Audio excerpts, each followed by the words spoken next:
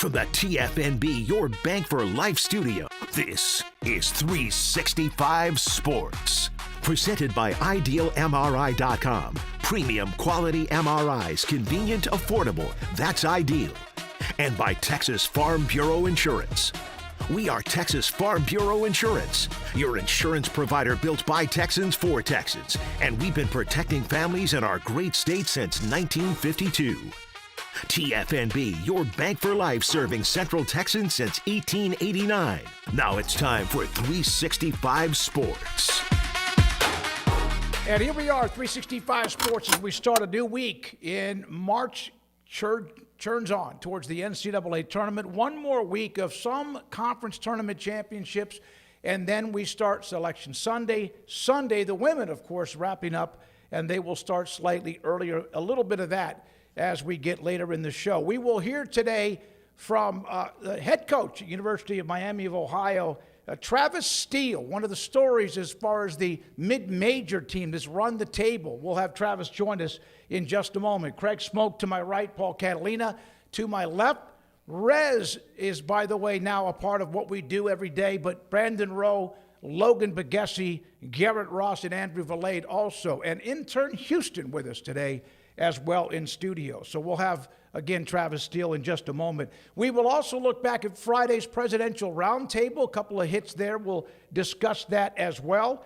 And Brandon, let me know when we get Coach Steele lined up, and we will go to him when he is ready. We got him? Okay, good. Miami of Ohio head basketball coach Travis Steele does join us off the top of the show today on 365 Sports. And, Coach, thank you very much for your time. We appreciate you making room for us on your schedule. So you're 31-0, you're unbeaten. What have you done for me lately?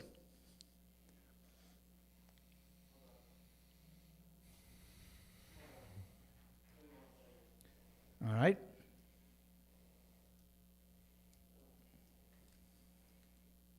Miami of Ohio won their conference championship, the tournament coming up, but won their conference championship. In their history of the school, they have been to the NCAA tournament quite a bit, dating back in the 50s, 60s, 70s, but not since 2007. Travis Steele came over from Xavier and has them 31-0 this year. And we mentioned that last year, the graphic, guys, that not many teams have done that in a regular season. Travis, thanks for your time. We appreciate your time. 31-0, and yet what have you done for me lately? Congratulations on what has been a great regular season. Thanks, guys, and thanks for having me on. So, Coach, how much do you have to think about 31-0? Or is it, at this point, like, that was great, it's over now because we're into conference tournament and NCAA tournament time? I've kind of moved on. I think when we beat Ohio at Ohio on last Friday night, I think there for a couple hours, at least on the ride back from Athens to Cincinnati, enjoyed those couple hours, and then you move on very quickly. Like you said, man, you got to look forward. It's like driving a car. You've got to continue to look out that front windshield. You can't look at the rear view mirror. Otherwise, you're going to start running into obstacles. Last year, you had a hell of a run. This year, you've had a great run. And again, the tournament coming up and the big tournament starting as well a week from what is tomorrow with play-in games and more. There's a lot of discussion, and the coach at Ohio, Coach Bowles, among with others, about the mid-major conferences. I've always been a huge advocate of the mid-majors, no matter who it is, because of what they do. And it seemed like, Travis, less and less representation. What are your thoughts about what's going with the tournament these days with mid-majors? Yeah, I think when you think of March Madness, I think you think of the Northern Iowa's making a run. VCU back in the day making it to the Final Four. George Mason, you think of Butler. Just the run that Shaw Holloway had a couple years ago at St. Peter's. You think of all those runs, it makes it exciting. That's what March Madness is all about. But there is less and less representation for the mid-major level because these numbers, right, whether it's the net, everything is slanted towards the P5 and P6s, right? And we don't get the opportunities to get a lot of quad one opportunities. We don't get those. And if we do, we're very fortunate. And if we do, that's probably the odds are going to be stacked against us because it's going to be a true road game.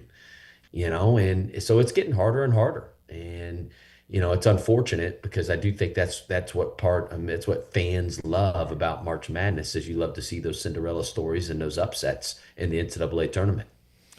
Coach, when you start preparing for this time of year, do you prepare your team differently because the schedule is different than anything you do normally during the year? A little bit, because we have to play 3 games in 3 days in Cleveland, right? Back to back to back, and so we want to make sure that number one we are fresh mentally and physically. I think once you get to February, you start practicing less, shooting more film, but you gotta continue to sharpen your knife, so to speak, with your habits. But we try to keep practice to an hour max right now on a day-to-day basis. We'll compete a little bit here and there, but we want to make sure because it is a war of attrition. A lot of teams you see throughout the country are having a lot of injuries at this time of the season, and you want to try to protect your guys as best you can. So why this team? What are you doing so well that makes this team so hard to beat and obviously has not been beaten this year? I think number one, is the connectivity of our guys is very, very strong. And I think the true test of your connectivity, right, is when things don't go well for you individually or for you as a team. We faced a lot of adversity this year. Now, we may have not have lost a game, but a game is the life of itself. That's what I always say. There's ups and downs. And when we go through adversity during the game, whether it's foul trouble or whether the other team's going on a big run, we become more together. We really do. And we focus even that much more during those moments. So we've gotten a lot of experience to close out games, to win close games. And I think it's because of our connectivity. So when you get down into it and because of the mid-major thing and there's no guarantees, even though you guys are 31-0 and feel pretty good about that at-large spot, what's the nerves? What's the situation around your team? You keep playing overtime games too, Coach. I'm sure that you've had your antacid on lock this week. Yeah. I don't know if we've really felt any pressure, man. We've just been enjoying the ride.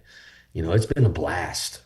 I cannot tell you how fun it is to be around our group on a day-to-day basis, practice, lifting, film. I mean, it's the bus rides, hotels, like it has been a ton of fun. And I think our guys have leaned into that. So I don't think they feel as much pressure. Now, we have been getting everybody's best shot. Everywhere we've gone over the last month and a half, it has been an absolute zoo. Because the school's going on, whether it's free beer or half off tickets, free tickets. I mean, it has just been absolutely bananas. So we're getting everybody's best shot, and it is what it is, man. Our guys lean into it, man, and like I said, they have fun with it, and they embrace it. After your run at Xavier, what was it about Miami of Ohio that, one, they obviously wanted you wanted to be there as well, but just kind of anything else that lured you there? I think part of it, honestly, if I'm being honest, was just the location. I still live in the same house I did when I was the head coach at Xavier. Never had to move, which is so unique in this coaching profession. But also the brand. I think the brand of Miami is really, really strong. We felt like it fit our family. It's very academic. It's an original public Ivy school. It's the campus, like when you envision college, this is it. Miami University is it, man. Oxford is incredible. I mean, just the town itself, it's a really, really cool place. And we have 3 little ones, and this is where we'd love for our kids to go to school. And, so I knew that they had not had success recently, but there was a strong tradition here, right? Ron Harper, Wally Zerbiak, Wayne Embry, Ira Dubel, Damon Frierson, Devin Davis. You go on and on. Then you think about the coaches, Daryl Hedrick, Herb Sendek, Charlie Coles. It just hadn't been done in a while. So I felt like there was a lot of upside here at Miami for me to be able to build the program that I want, the way that I wanted to build it, and I could be really patient doing it. How much of what Bruce Pearl said at a post-game show in a studio analyst role, how much of that reverberated with the basketball program and the university?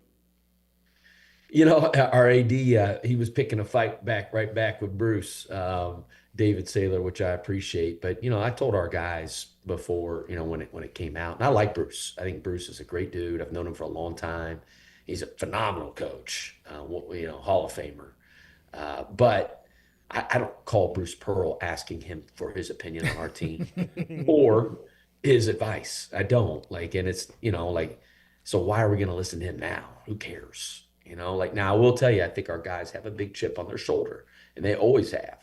And I think that's part of what makes our team a really good team, man. We love to prove people wrong.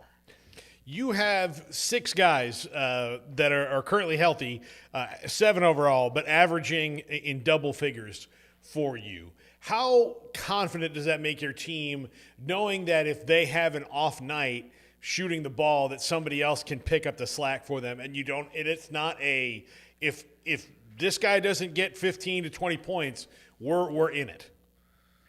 Yeah, we got a lot of different guys that can do it. It's like, who are you going to take away? It's like, pick your poison. That's what makes us hard to prepare for. You said it, we got 6 guys that are currently healthy, averaging double figures. And I would tell you the 2 freshmen that are kind of right there and at that six points per game range are really coming on. And so it's like, who are you going to take away?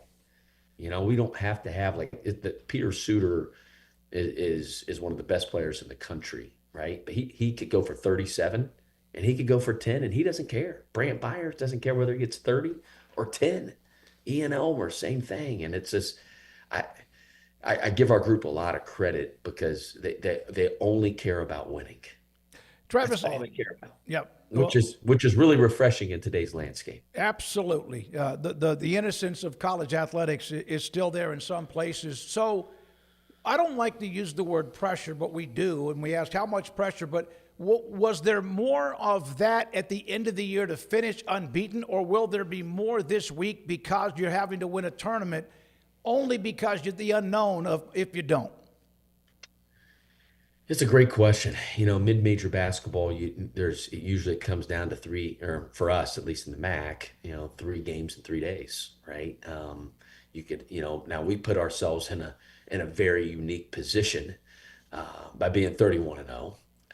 So I listen, we put pressure on every day in practice. Mm-hmm. I feel pressure to plan the perfect practice for us tomorrow, to prepare the exact right way for the game on Thursday, to put ourselves in the best position to win. Because to me, it's like the hay's in the barn when the ball's tipped. At that point, our guys just go out and play. They attack. They play hard. They're aggressive. I feel pressure in getting us prepared. And like I said, those days leading up. Matt Brown from Extra Points is a regular guest for us, on average, about once every 4 to 6 weeks. And he wrote a column today about mid-majors and trying to schedule games because of what's been said in recent weeks. How difficult is that for people to pick up the phone when you call? Like, for example, Travis, like North Dakota State in football, the FCS Power.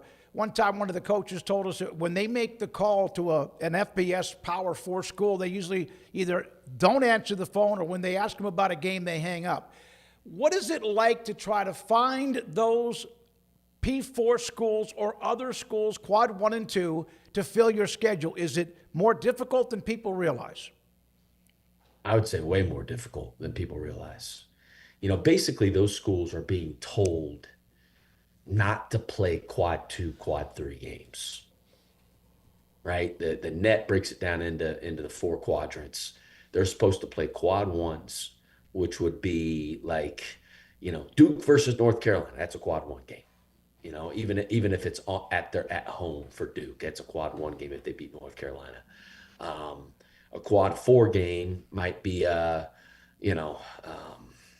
team, a low major team, right? A team that's in the lower 300s in the net and the whole deal, So really they don't get much out of beating us if they win. And if they lose, it really hurts them, So I understand the numbers, right? But it's unfortunate that it's that way. I think there needs to be an adjustment to the net. So that makes it a little bit easier. I think fans all want to see better games, right? And to give us an opportunity, man. Like we called around. I will tell you, I know one of our assistants, his emails went viral this past week when somebody ask for them because we're a public school. And listen, most of the schedule is done over the phone, like me calling or him calling, texting. I mean, it mainly calls a lot of times and trying to ask favors. Like, hey, would rely on our relationships. And listen, I knew we were in trouble in June, and then all of a sudden we didn't finish our schedule until mid-October, which is ridiculous. We started the season at the beginning of November. And it was hard, very difficult, very frustrating, so it's the worst. It's the most challenging part of the business for us right now, man. It's awful, honestly. And there's others who ever call you perhaps for a buy-in game. How often would you say no to maybe biting off more than you can chew? Oh, we would agree to it yesterday. Okay. We're supposed to, with our budget, we have it kind of slated. We're supposed to get bought twice or play at a P5, P6 twice every year. And unfortunately, we couldn't get one this year. And it just kind of is what it is, right? We'd even said, okay, well, let's get more, maybe we go down to the A10 level. Can we play at neutral site games? Can we figure out other ways to kind of try to get creative, right? And, like even some leagues, guys, like they'll have like the Missouri Valley, for instance, they're very motivated to play us next year now. They weren't this past year. They are next year because now we're going to be slated as a quad 2 game, and they have it in their formula that they're supposed to play. Each team's supposed to play a certain amount of quad 2 games, right? So we were in no man's land last year because we were slated as a quad 3 game going into the season. And, we were in a tough spot, but I think it'll get better this upcoming year because I think our brand's gotten stronger through this run. So hopefully that maybe it'll be a little bit easier. I'm hoping. Yeah, no, and the reason, as soon as whoever starts to say, well, they've tried to get games, then there's some fan bases that go, yeah, but we called them and they said no. That's why I asked you that question about how often would you say no if you did have someone with wanted you to play at their place. I think some Cincinnati fans brought that up. Of course, there's always a yeah, but along the way. You know what's funny about that? So many people lie about scheduling. We would play Cincinnati yesterday. I mean, we'd be insane to not play that game if they wanted to do it, But again, you know how people are. They try to just shoot you down constantly. That's what people do on social media and whatnot. And why I asked you the question, my last question, you're from Danville, Ohio. You went to Butler. You mentioned them as some of that Cinderella March Madness greatness. In 2021, when I covered the tournament, it was all in Indianapolis. It was unbelievable, all self-contained. I had the greatest time. And I went to watch a game at Butler. What an unbelievable experience that was. Can you just try to tell me about the history of Danville and then also Butler University? Yeah, Danville it's a special place, man. It's a small town, tight-knit community right outside of Indianapolis. Basketball is at its core there, right? In a lot of ways, every driveway you go by, it seems like there's a hoop outside, whether it's above their garage or you got a court. So it's kind of deeply embedded into the community. And, I was lucky enough to go to Butler. Butler, man, just you think about the teams, the players, the coaches that Butler's had over the years, from Thad Matta, who's currently there, to Brad Stevens, Todd Licklider, LaVal Jordan, Brandon Miller, Barry Collier. It goes on, and just all the great players and the great teams. And I will tell you, man, when I was at that time, when I was at Butler, I was also coaching high school basketball at Ben Davis High School in Indianapolis. And, man, the culture that Butler had was just incredible. I mean, it was just the togetherness, the toughness, the competing, doing more than what's required as far as doing work. A lot of that culture stuff we've been able to put in play here at Miami, which has been really fun, because again, you become your experiences in life, and fortunate that I was able to see that.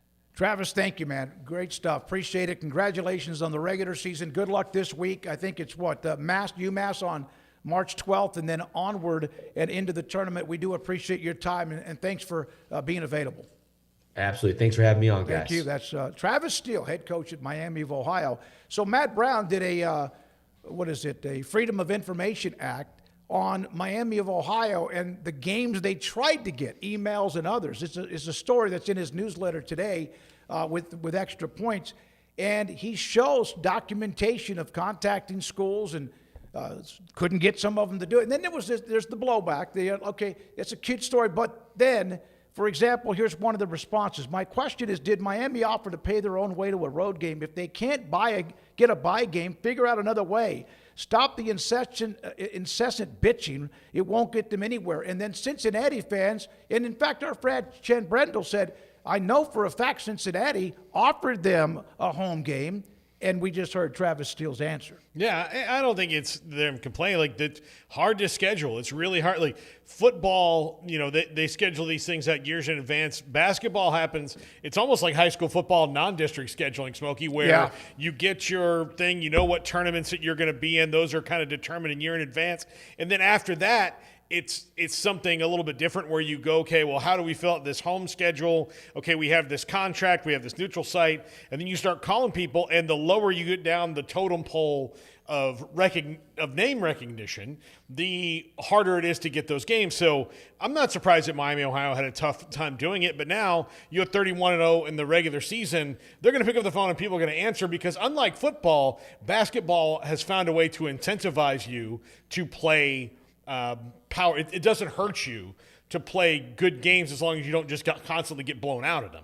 So if you're looking for a team that's going to be a good mid-major on your schedule, well, Miami, Ohio is probably going to be one of those. And so there'll be teams out there that want to play them now. And or won't because they just went 31-0. Yeah, but those schools are not run by the smarter people because the way you look at it, and if you talk to most ADs, they're like, yeah, we want to play as many prime basketball games as we can because that's what's going to help us later because you need to be in quad one. Yep, the quad 1 through 4, and then there's upper tiers, as we mentioned on Friday, wins in quad 1, and then even higher or lower in the quad. It gets kind of complicated. We're going to look at all of that. Men's basketball hits the stretch drive, and we will look at Joe Lenardi's bracketology. We'll look at the Big 12 bracket. We will look at a few other stories as well when it comes to college basketball. A bad weekend for the bubble teams, but we also now reflect back when we come back on the presidential roundtable on Friday, what was said, what wasn't said, and what came out of it, if anything at all. This is 365 Sports. PettyClinicLowT.com. Dr. Kent Petty can help you become the high-performance man that you want to be, need to be, used to be. How can he do that? As you get older, upper 30s, especially in your 40s and 50s, you could be one out of every 3 or 4 men whose testosterone level, the low T level, your T level drops. It's just part of father time. Not everybody, but 1 out of every 3 to 4 men have it. It leads to a lot of symptoms. 1, you're just not the same. Your energy's not the same. Your focus is not the same. Concentration, all of that. And your sex drive is not the same. And if it is, your performance is not the same. Dr. Kent Petty, PettyClinicLowT.com. Tell them I sent you. Tell them what's going on with you. They will set you up to get your blood work, get the results, take care of that appointment. And then, if the testosterone level is fine, they'll tell you. If it's too low, they have an option for you to increase your testosterone level so you can become the high-performance man that you want to be, need to be, and used to be at PettyClinicLowT.com.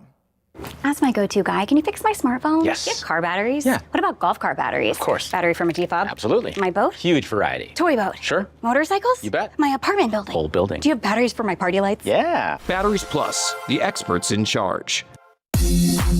It's time to compete against yourself, finding too many excuses not to work out combined with bad eating habits, and Waco Regional Tennis and Fitness can help reach inside your competitive soul. Discipline, getting results you've only dreamed about, personal training, group exercise classes, and even a tanning bed, world-class tennis facility, and pickleball courts and lessons available. Waco Regional Tennis and Fitness, spacious, clean workout rooms, free weights, state-of-the-art technology, weight training equipment, and no intimidation. It's time for you to react today, not tomorrow, at Waco Regional Tennis and Fitness on Lakeshore Drive in Waco.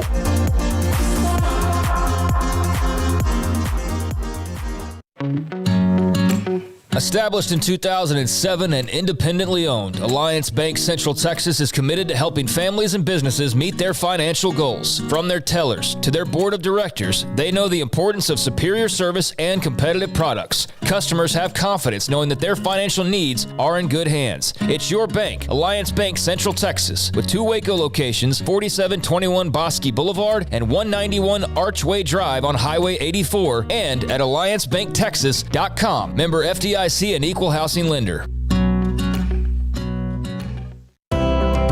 When you play hard, sometimes you fall hard. Sports injuries require special treatment. At Southwest Sports Medicine and Orthopedics, our team of expert doctors provides athletes and active adults with comprehensive sports medicine care, diagnostics. Whether you're in high school, college, or beyond, we'll help you get back on the field. Call on the team physicians for Baylor Athletics. Call Southwest Sports Medicine and Orthopedics.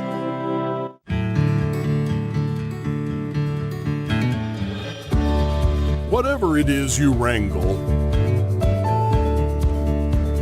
whatever seeds you sow, no matter what you nurture or what you choose to grow, at Texas Farm Bureau Insurance, we're proud to protect all Texans. You got batteries for my side-by-side? Yes. Replace my flashlight? Sure thing. What about my business? Oh, good one. 100%. Batteries for my fleet of trucks? Gas floor scrubbers? Yes, and fire panels. We have pallets of batteries. Well, what about... As your go-to guy, if it needs a battery, we have it. Well, that's all you had to say. Could have led with that. Batteries Plus, the experts in charge. This 3 o'clock hour is brought to you by QC Kinetics. Feel better, move better, live better with regenerative medicine using your body's own healing abilities for natural pain relief. No surgery, no drugs, no downtime. With locations in Dallas and Houston at QCkinetics.com. Now it's time for 365 Sports. All right, let's get into some of what happened on Friday afternoon with the presidential roundtable, the summary, what came out of it, what might in the future come out of it, and also much more. Here is a note from Dan Murphy on what was going to be a presidential executive order and his update, Dan Murphy with the update about, well, it's not going to most likely be this week.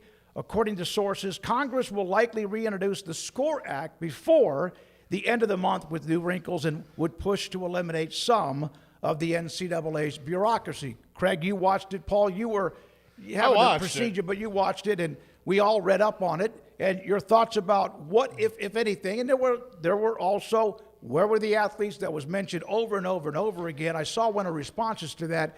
But overall, we don't expect this thing to like all of a sudden take off, but from the fact it's over and we finally got it. Yeah, I mean, it was good that they met, and it was good that there was some continuing conversation on this topic, and I think we're all for that. I think we have different opinions on how that's actually likely to get done. But, yeah, it was a bit of a circus as far as the number of people that were invited, and then you start looking at that list and you realize, like, well, there's a lot of Republicans on here. There's not really anything in the way of Democrats, so I don't know if that balance is really what you're looking for. And as you're fleshing it out more, you're going, there's some current ADs and there's some former players and there's some former coaches, but there's no current players that are on this list. So for as big as that grouping was, I think there were still a couple of groups that, to make it like a fully fleshed out sort of everybody's at the table type of an event, I think you needed a little bit more balance as far as the political side goes, and I think you need some more balance as far as the actual players who are playing under NIL, not Charlie Ward or Tim Tebow, who I know wasn't there, but still was at least one of those names mentioned at the beginning, guys who have never played under NIL rules, although Charlie Ward does coach in this era, and so he understands it to some degree. But, yeah, you would think that with as much freedom as the players have, that it would be smart to have a couple of those guys at the table. So once you get past that, which is not the biggest deal in the world, it's just something that jumped out, you go, okay, well, there's still a lot of people there. What'd they talk about? What'd they get done? Ultimately, I think they're all trying to row in the same direction, but I think they're all taking different methods of boating to get there. Like one guy's on a jet ski, one guy's on a cruise liner, one guy's on a fishing boat, and they're all like, we're trying to get to the same place, but my way is the best way to do it. And I don't know who has the best way to do it, honestly, right now, because I don't know what is most likely to get everybody on the same page, and most importantly, most likely to pass and get something actually done at the end of the road. So I viewed it as progress, just that it was a step taken to just continue the conversation and to get a lot of people involved that do have some skin in the game or do have some sway. But ultimately, yeah, it was not the magic wand that nobody really expected it to be on Friday, that it was going to fix everything. But there's still a few hurdles in the way, and I'll let Paul dive more into what those hurdles will be moving forward. But, yeah, I mean, it's the president made clear what he wants to do. As I pointed out several times on Friday, he kept reverting back to, it'd be great to go back to the old ways. When it's like, yeah, but we can't. Like, that's not happening. And he kept referring to that, and it was like, that's great, yeah, but that's not going to happen. We're not going to go back to, like, they're not getting paid any money anymore. So I'm not sure. He's got a lot going on, to be fair, so I'm not sure, like, how well prepared he was for all the intricacies of the problem, but I do think there's a lot more conversation happening, and that's a good thing. I don't think that this was a net positive for everything. I think the overall positives is you got people in a room. I don't know if you have the people sitting on, like, there were a lot of people that were there, like Marco Rubio, who's the Secretary of State, who has nothing to do with this. Doug Burgum, the Secretary of the Interior, has nothing to do with this. They can't help you out. I mean, they're just kind of there. I don't think you need, when you have these things, for people to just kind of there. I think that was a problem. I think not having any Democrats there was a problem, because ultimately you're going to need them to pass whatever bill that you want to have. I mean, so we are razor-thin margins in both houses of Congress right now. And as I've said many times, President Trump can write every executive order that he wants in the world. All it takes is the next president to come along and not follow it. And for the most part, executive orders are not really laws. They're more just guidelines for what they want done. And so getting all that done, if he says the way he said it on Friday, which was go back to the old ways, and that's the way they'll write the executive order, well, that's going to get shot down immediately. So if you're going to go down that route, then this is not a net positive. It was just a show. And that's not what we need right now. And the last thing we need, honestly, and I'm just piling on this particular one, there have been double-digit committee meetings on college sports. They all know what the problems are, and they all know what the avenues are to fix them. They don't need to sit in a room and go over it and go over it and go over it some more, because from what I watched, a lot of the people were just pining for the old days. Well, that's not going to happen. So stop pining for the old days. Get in a room and actually go through the options you have to fix it, and not talk about what's wrong. We all know what doesn't work. These roundtable things, they're just old. Get some action behind it. And that's why this is ultimately pointless, in that if there's an executive order or they rewrite the SCORE Act, which even with new wrinkles, I doubt will pass anyway, it's not going to get through the Senate. So instead of rewriting the SCORE Act, start addressing the individual issues that you don't need Congress's help for, and then address the individual issues that Congress can actually help you with. But having another roundtable and inviting all these different people and excluding some people from it, like athletes, the other political party, and all of that, accomplishes absolutely nothing. It was just a bitch fest, and that's what I took from it. Well, there was one Democrat there, so that I do know that. There was one representative or senator that was at the roundtable. I'm just throwing that out there. I get what you're saying. That's what I said on Friday. You have to have multiple people who are going to end up being representatives who are going to vote to try to get this thing passed. To me, it seems like it's so simple to get 8 to 10 people in a room, and it doesn't have to be in a room. Just get it done.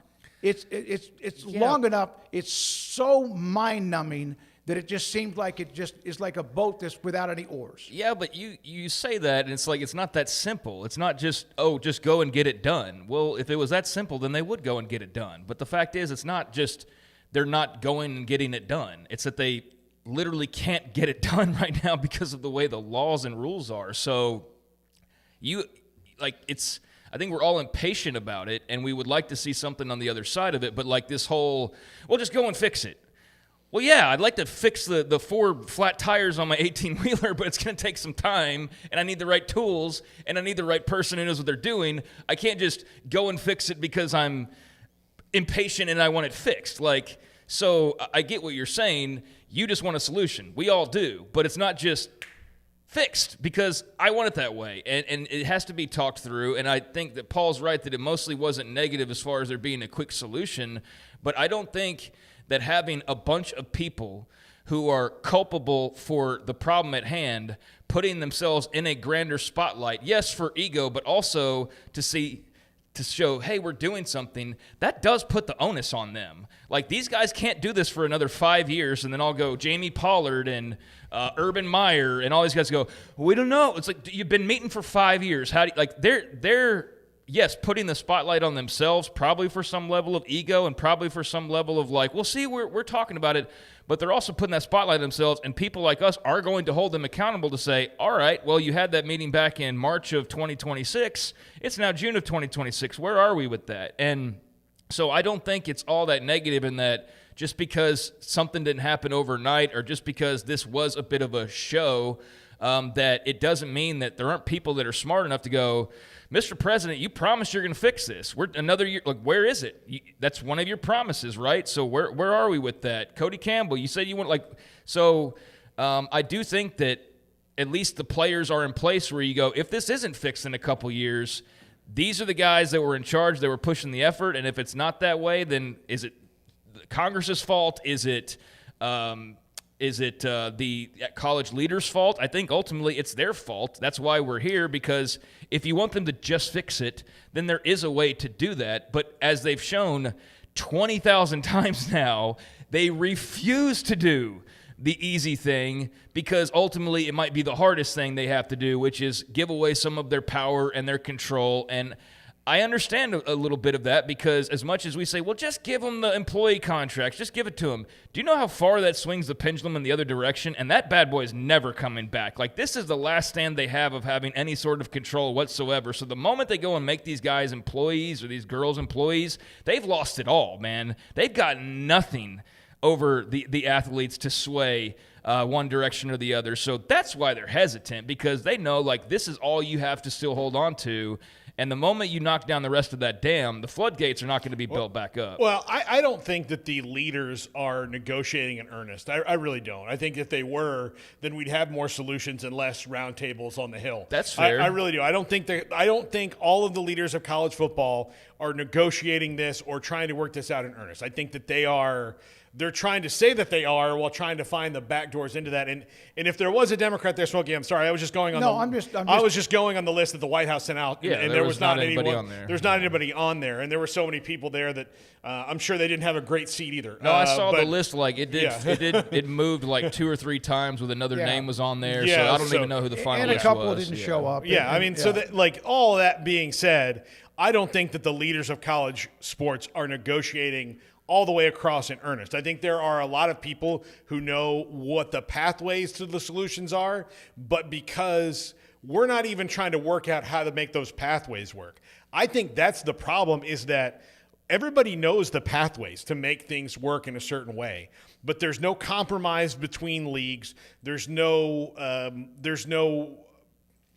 selflessness in this, because it is every man for themselves. And so, and now they've put the players in a position where, 10 years ago, all the players, well, not all the players, but a lot of players were saying we should have collective bargaining. We should have collective bargaining. And then within that 10 years, they got to the point of well, why would we want that now? Because everything's kind of going our way on that. And so now the other side's we got to collectively bargain this so the prices can have a cap on them. Well, there are ways to do that if you are committed to building out how you get there.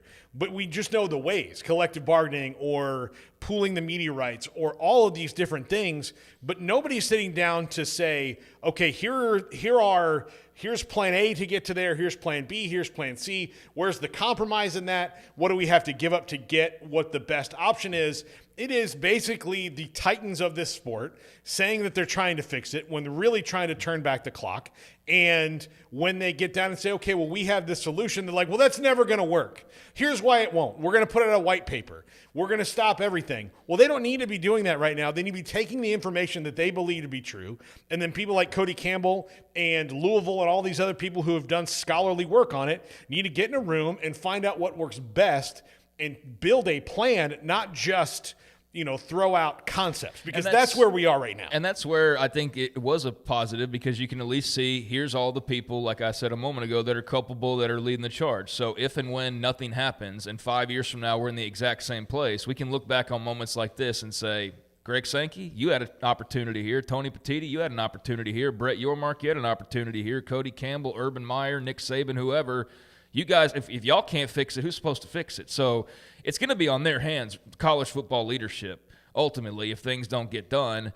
And, yeah, I think they are just fighting and clawing as much as they possibly can to not let the little bit of control they still do have get wrestled away entirely, because the moment that it does, boys, this is a pro sport.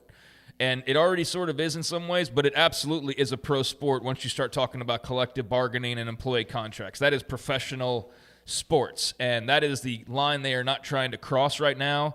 The reasons they're giving is the death of female sports or Olympic sports or whatever, and I think some of that is true to a degree. So yeah, I mean they're going to be culpable. They're the leaders. They're the ones that are supposed to be guiding this bad boy. And if 50 of them can't get in a room and fix anything, then yeah, it might be better for 5 of them to get in there. But which 5? Because as Paul said, they all have different things that they want, and that's the biggest problem. Is that Greg Sankey can go sit in a room with Cody Campbell, but we already know Greg Sankey doesn't agree with Cody Campbell on the simplest of things, like TV rights, much less employee pay and things of that nature. So yeah, you've got people already at odds who can't agree on the most basic foundation, much less the widespread future of the entire sport. And the 2 biggest conferences, commissioners can't agree on something either. That like moving college football forward, how many teams make the playoffs, and more. Great discussion. Greg Sankey, we really sometimes wonder about where he's coming from, and we have said many things about his agenda or his narrative. His number one role is to make sure he takes care of the SEC, the Southeastern Conference.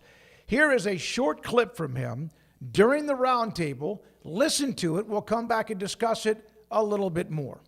We cannot go on longer in this circumstance, and this is not about revenue. This is about structures and national standards for eligibility, for transfers, for medical care and mental wellness care, for transparency and accountability around name, image, and likeness activity. We'll fracture more if we fail to act. That's why the appreciation, Mr. President, for the gathering is most sincere, because I want to see our women's sports thrive. In the Southeastern Conference, we currently have 10 national championships. 2/3 of those are in women's sports. We didn't achieve that mountaintop in football this year. We'll keep working on that.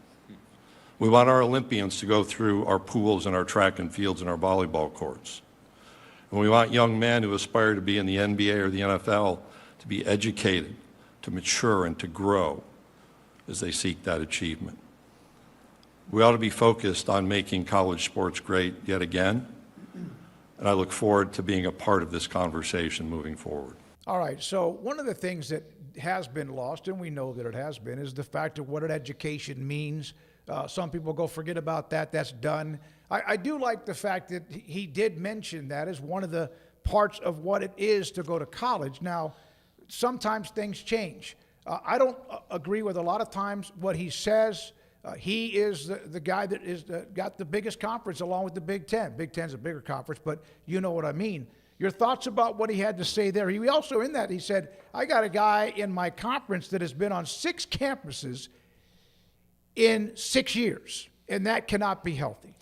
No, and look, there's things that he's right about and he's wrong about. First of all, saying that that little thing at the end, I think, was maybe just a soundbite of making college sports great again.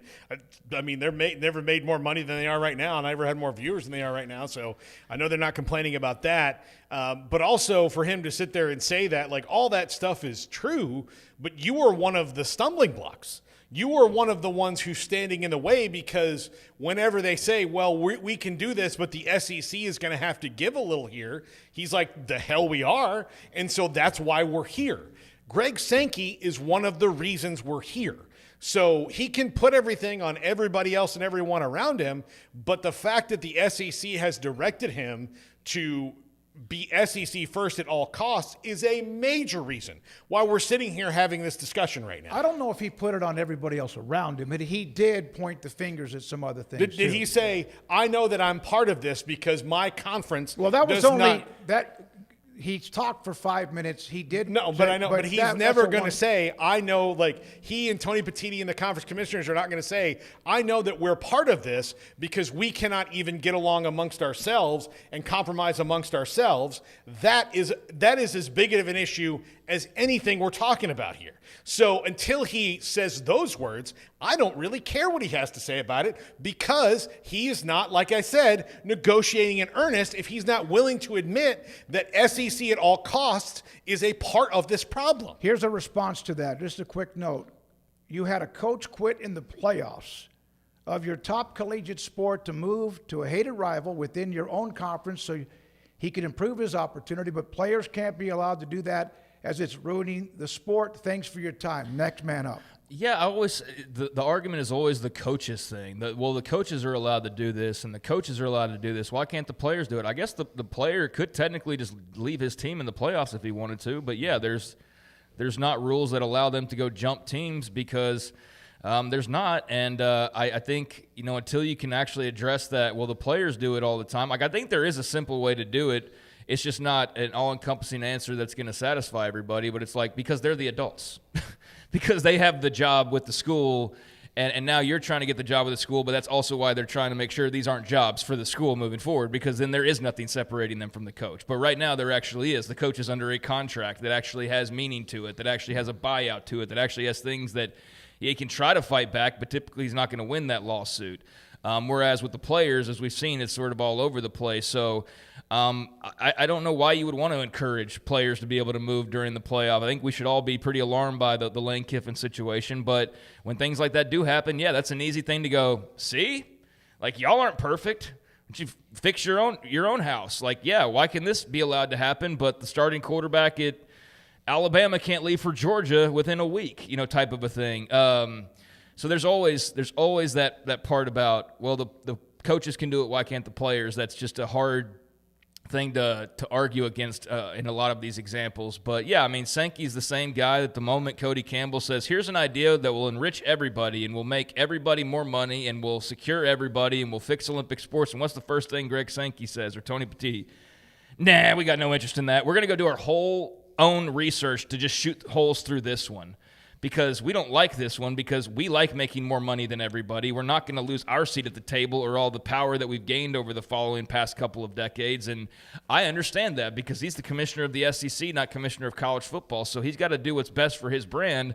But yes, he's doing what's best for his brand. He's not doing what's best for college football. Now, if their study is correct and Cody Campbell's idea is not what he's presenting it to be, and it wouldn't make everybody more money, and Alabama would stand to lose money because now West Virginia is making the money that they would be making regardless, then yeah, I would have a problem with that too, because you have to look out for your own number one. But if Cody Campbell is correct in what he's proposing, and the SEC and the Big Ten went and did some study with a little bit of their own rub on it to make it look not like what it actually is and to benefit them only, well then yes, Greg Sankey is as much as a culpability in this whole thing as anybody. But I don't know which one of those studies is more correct. All I know is somebody's wrong, so somebody's misrepresenting their position on this.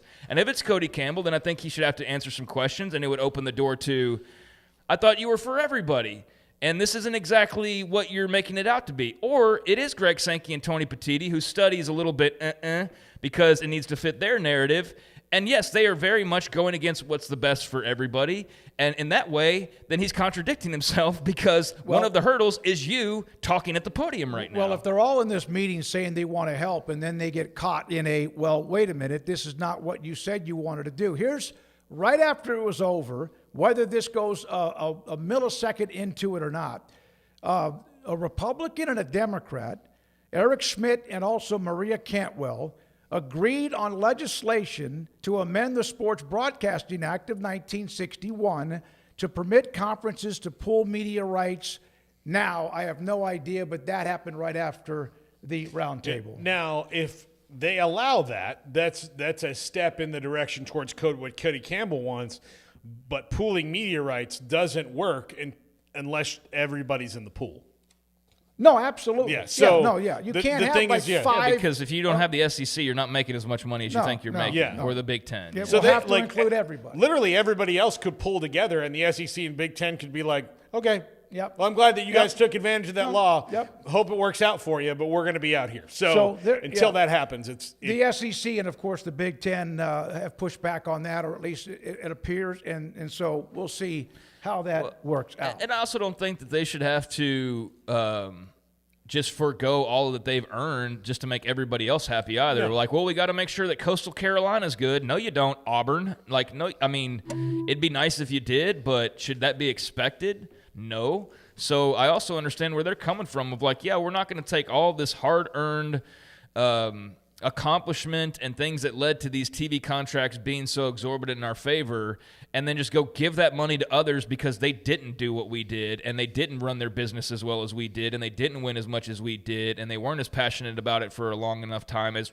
we did. And so I think that while, yeah, it'd be great if they were all just like, let's do everything for the greater good, I also don't blame them for that because why would you, if you were 2 laps ahead in the race, you're just going to sit there and wait for the other guy to catch up to you?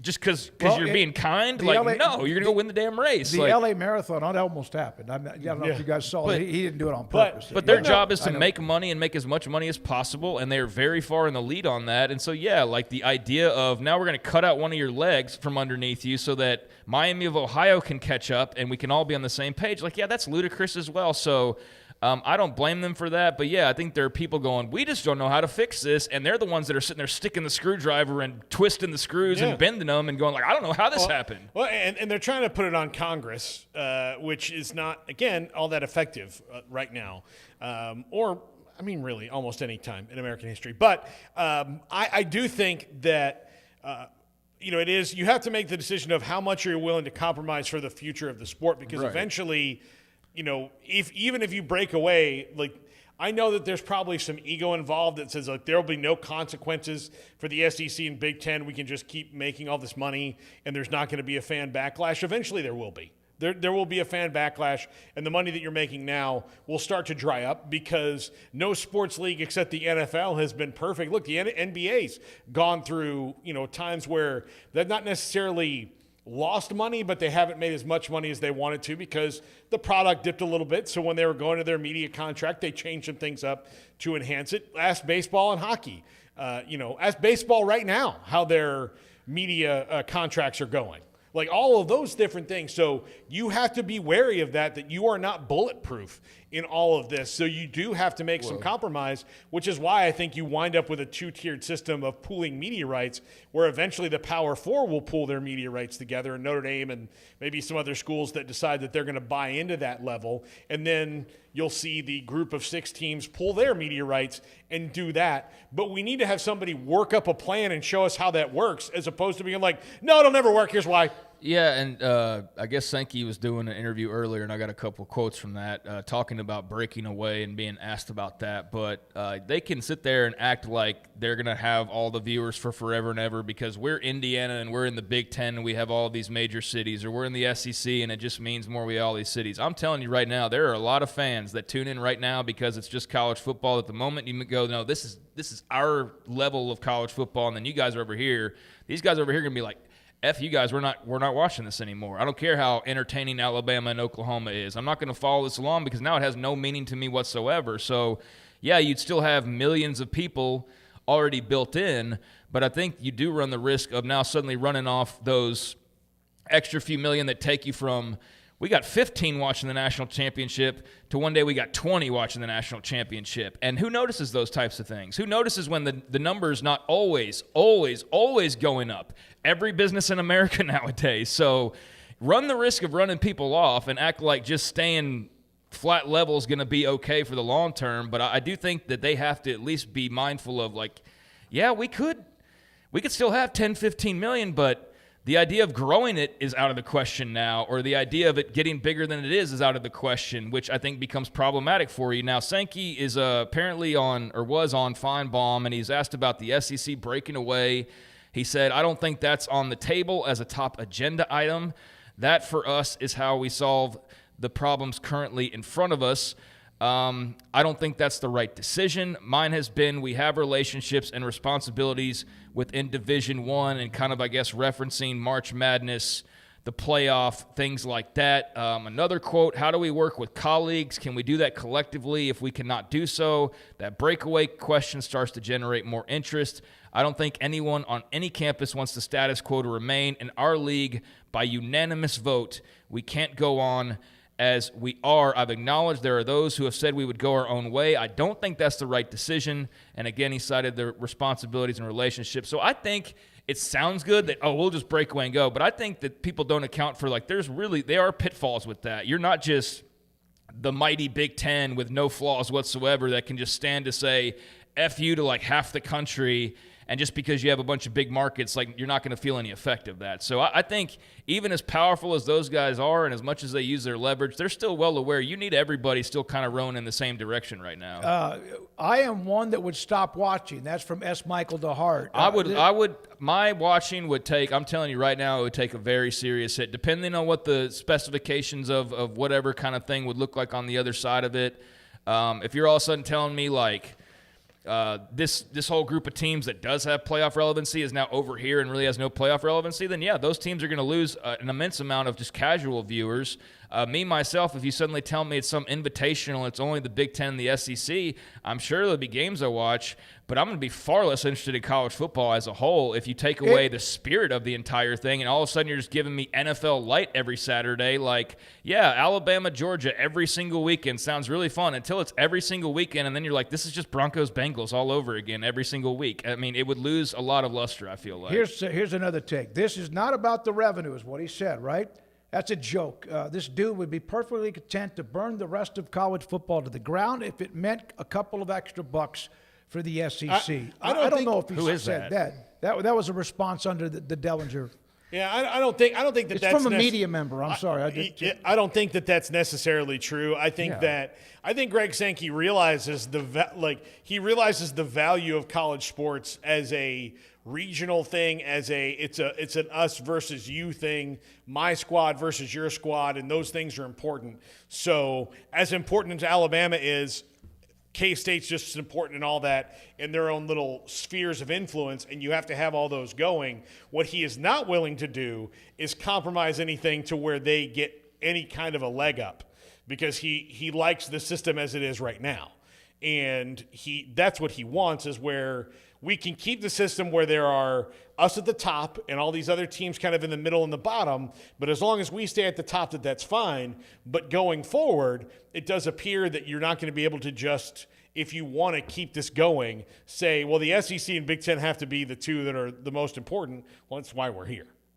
A huge reason why we're here is these conferences, and it's not just the SEC and Big Ten, the Big 12 and ACC do this too. They operate for the individual and not for the group. Their directives are do everything you can for the ACC. Okay, we're going to do that. And it's basically based on the skill of the commissioner and the overall investment of the programs in it in football, which wanes from time to time depending on what the money people want or what your tradition is. So there we are. That's from Friday's Roundtable. A lot, both Craig and Paul, with quite a few opinions. Also, those of you in the chat, thank you very much for your feedback, too. We will get into college basketball. We had Miami of Ohio head coach Travis Steele to start the show. We were going to have Jamie Pollard today from Iowa State, but he was pushed back until tomorrow. So we'll have him tomorrow at 4 o'clock. Yeah, one other quote from Greg Sankey with old Paul is asked about SEC breaking away, he acknowledged, and I think I kind of said this, but he acknowledges that many members are frustrated enough to do that. And we've already heard them kind of talk about that back in the earlier part of the year. They want their own rules or own governmental oversight and things like that, which may lead everybody to doing something similar. But yeah, you're hearing a lot of frustration. You're hearing a lot of threats and things like that. I don't think we've got to the point where there's actually anything that's going to be acted upon.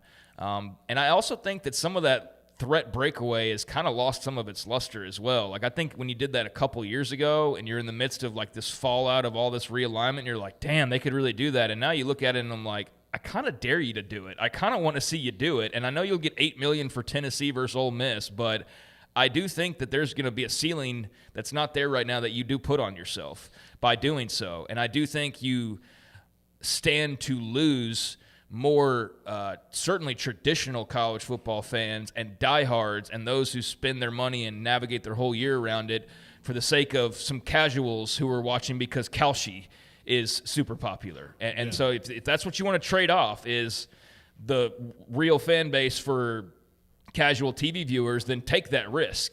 But I think it is a risk. When we come back, the NCAA tournament is Selection Sunday is on, well, coming up this weekend. But the Big 12 bracket is out. And how about some buzzer beaters? And where are the teams on the bubble? Because they had a very bad weekend. And we'll have Joe Lenardi's bracketology, too. Paul Catalina, Craig Smoak, both of you guys were excellent. This is 365 Sports. Well, I tell you what, the Baylor Club inside McLean Stadium off I-35 in Waco, what a menu they have. They have daily specials, not on Mondays, but Tuesday through Sunday. Sunday's a big deal because of church, if you go, or wherever you're doing. And then you have a big brunch to wrap up the morning or early afternoon. Special events that are there, banquets, luncheons, symposiums, speaking engagements, and just gathering to like maybe a business meeting or seminar. You can do that too.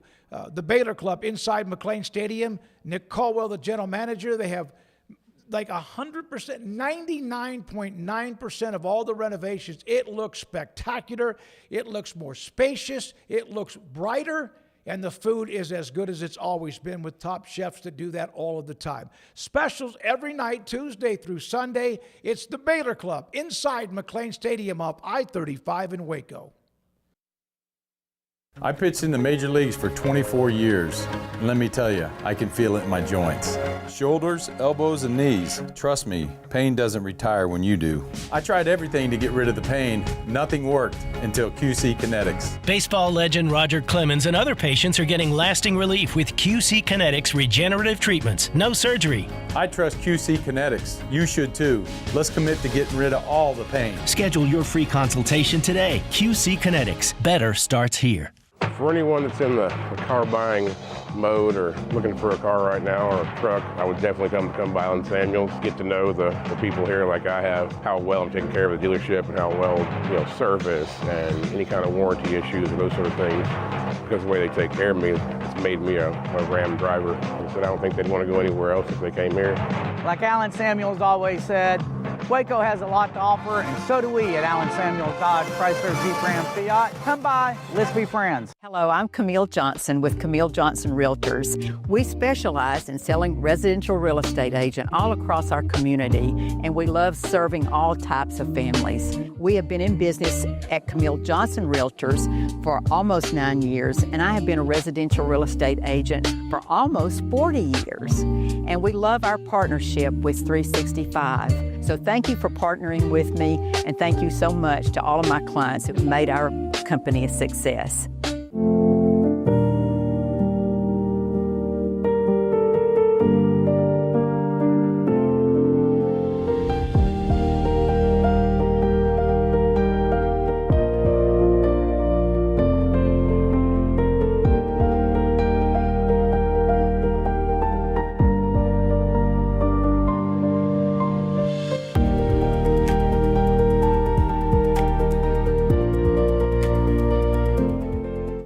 Serving Central Texas since 1889, TFNB Your Bank for Life takes pride in being more than a bank.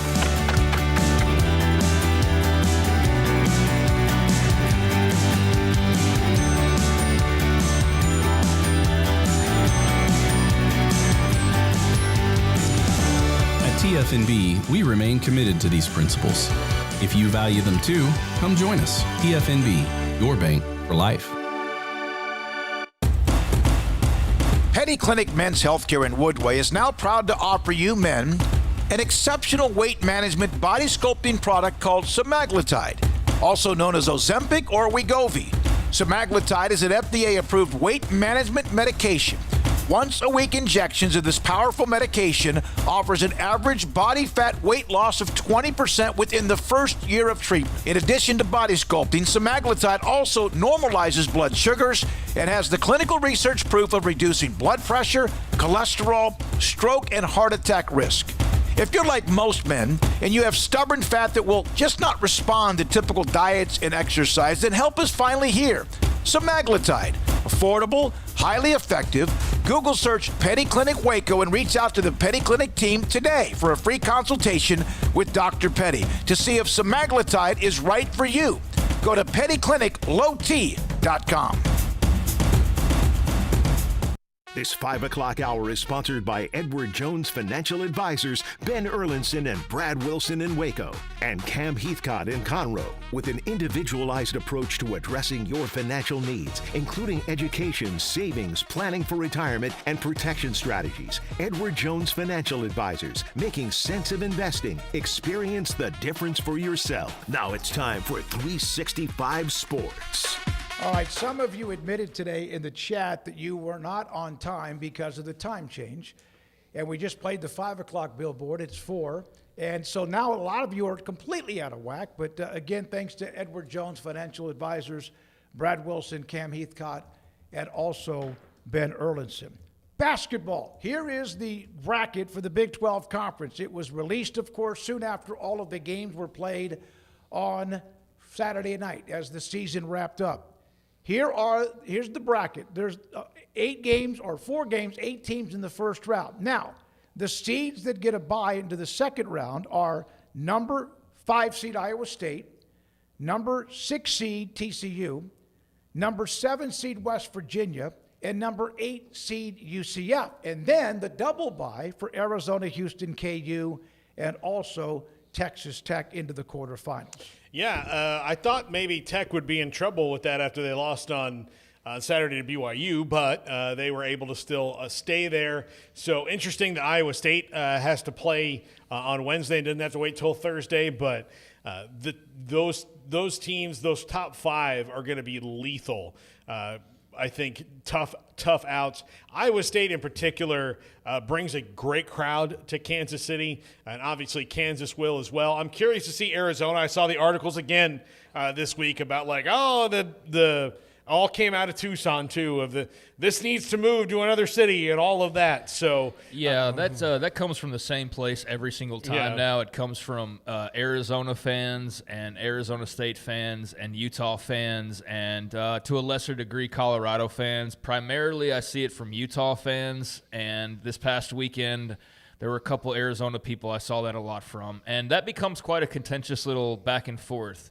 If you delve into it, and I feel like it's happened often enough to where there are people who used to hold that opinion, at least they've talked through it and they understand why the tournament is where it is and why it's not in Las Vegas. And I don't think now is actually the best time to be telling people like, no, let's totally go to Vegas. It'll be the best. It's like, not in this economy, pal. Like Kansas City's way more into it. They actually care that it's there.